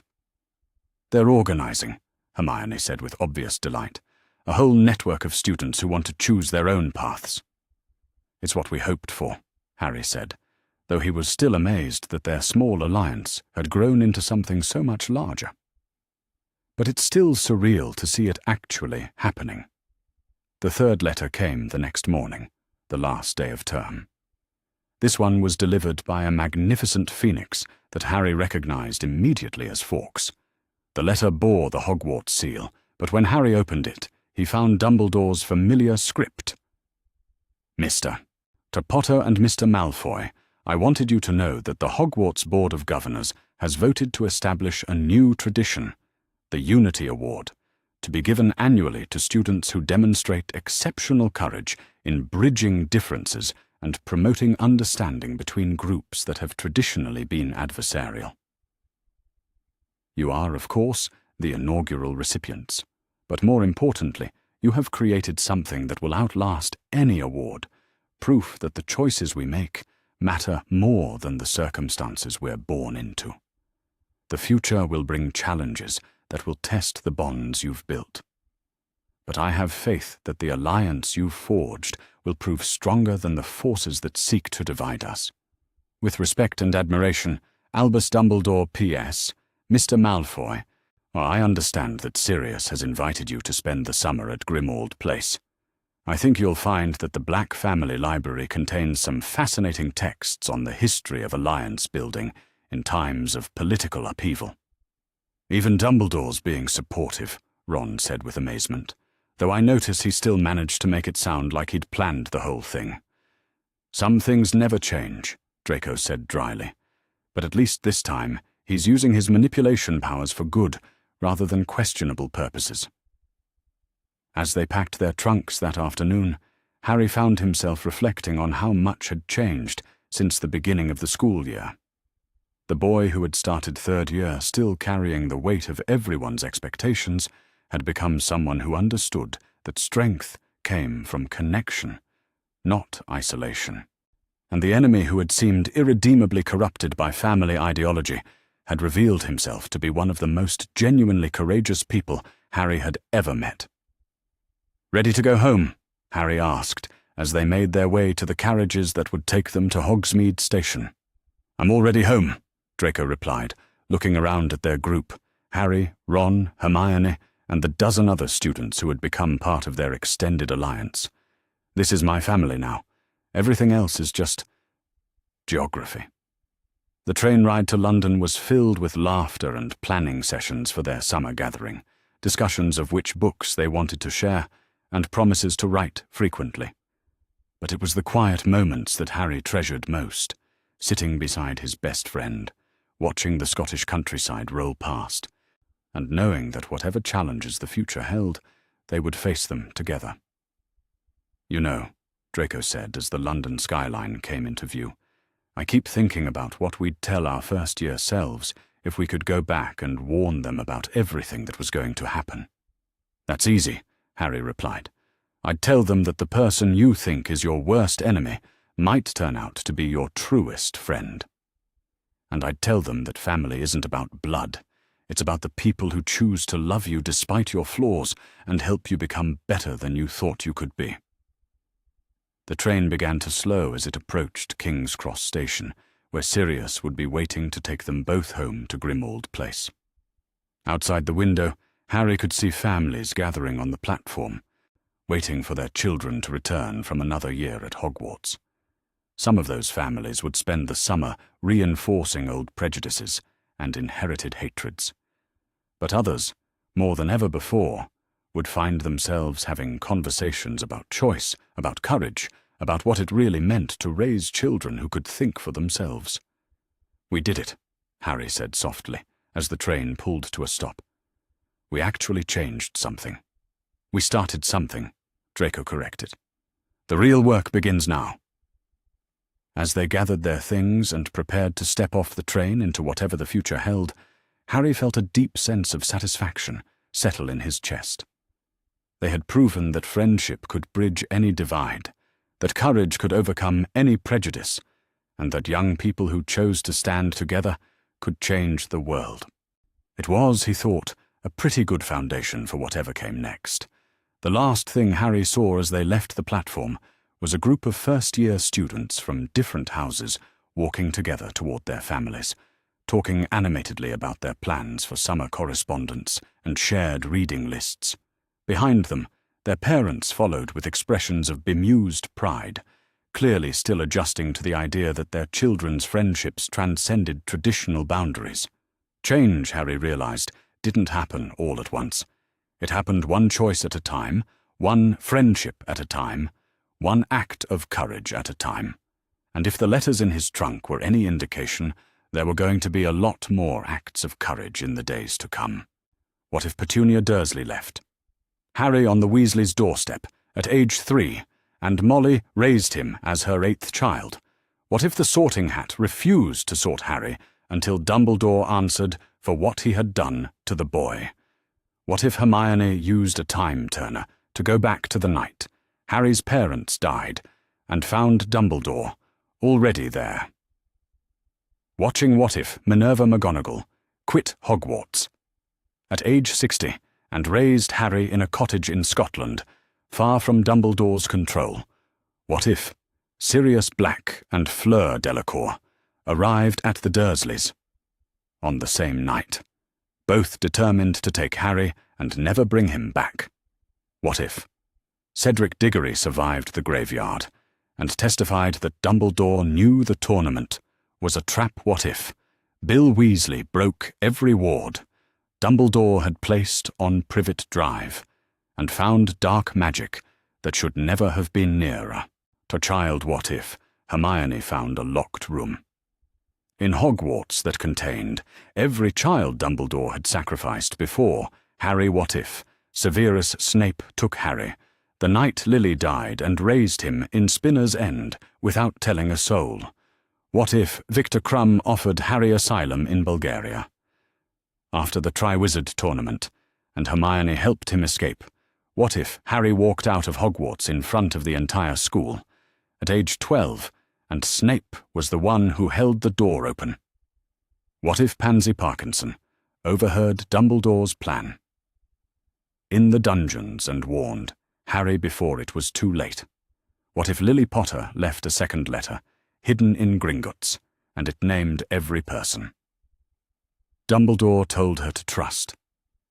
What if Amelia Bones launched a full investigation into Dumbledore after Harry's name came out of the Goblet of Fire? What if the Hogwarts portraits came alive during Harry's trial and every former headmaster testified against Dumbledore? What if Neville Longbottom's grandmother Augusta demanded Harry be placed with her after she learned what the Dursleys had done? What if Draco Malfoy switched sides at age 13 after watching Dumbledore send Harry into the Chamber of Secrets alone? What if Arthur Weasley found Dumbledore's name on a ministry surveillance order for Harry filed the day after Lily and James died? What if the Goblin Nation declared Harry a protected ward of Gringotts and told Dumbledore he had no authority over the Potter vaults? What if Kingsley Shacklebolt found Harry during a routine or check on Privet Drive and reported the Dursleys to the Ministry? What if Remus Lupin found Lily's diary in the ruins of Godric's Hollow and every entry was about Dumbledore's demands? What if Madame Pomfrey documented every injury? Harry arrived with each September and handed the file to the Wizengamot. What if Blaise Zabini and Hermione Granger formed a secret alliance in 3rd year to get Harry out of Dumbledore's grip? What if Neville Longbottom was the boy who lived instead, and Harry grew up free until Dumbledore came looking for him at age 14? What if every Hogwarts student in Harry's year signed a petition against Dumbledore and Luna Lovegood delivered it to the Daily Prophet? What if Fleur Delacour brought the French ministry's auras to Hogwarts after the 3rd task and demanded Harry be released into her custody? What if Dobby smuggled Harry out of Privet Drive at age 6 and hid him in the Room of Requirement for 5 years before Hogwarts? What if Winky the House Elf testified at the Wizengamot that Barty Crouch, Sr., knew about Dumbledore's plan for Harry all along.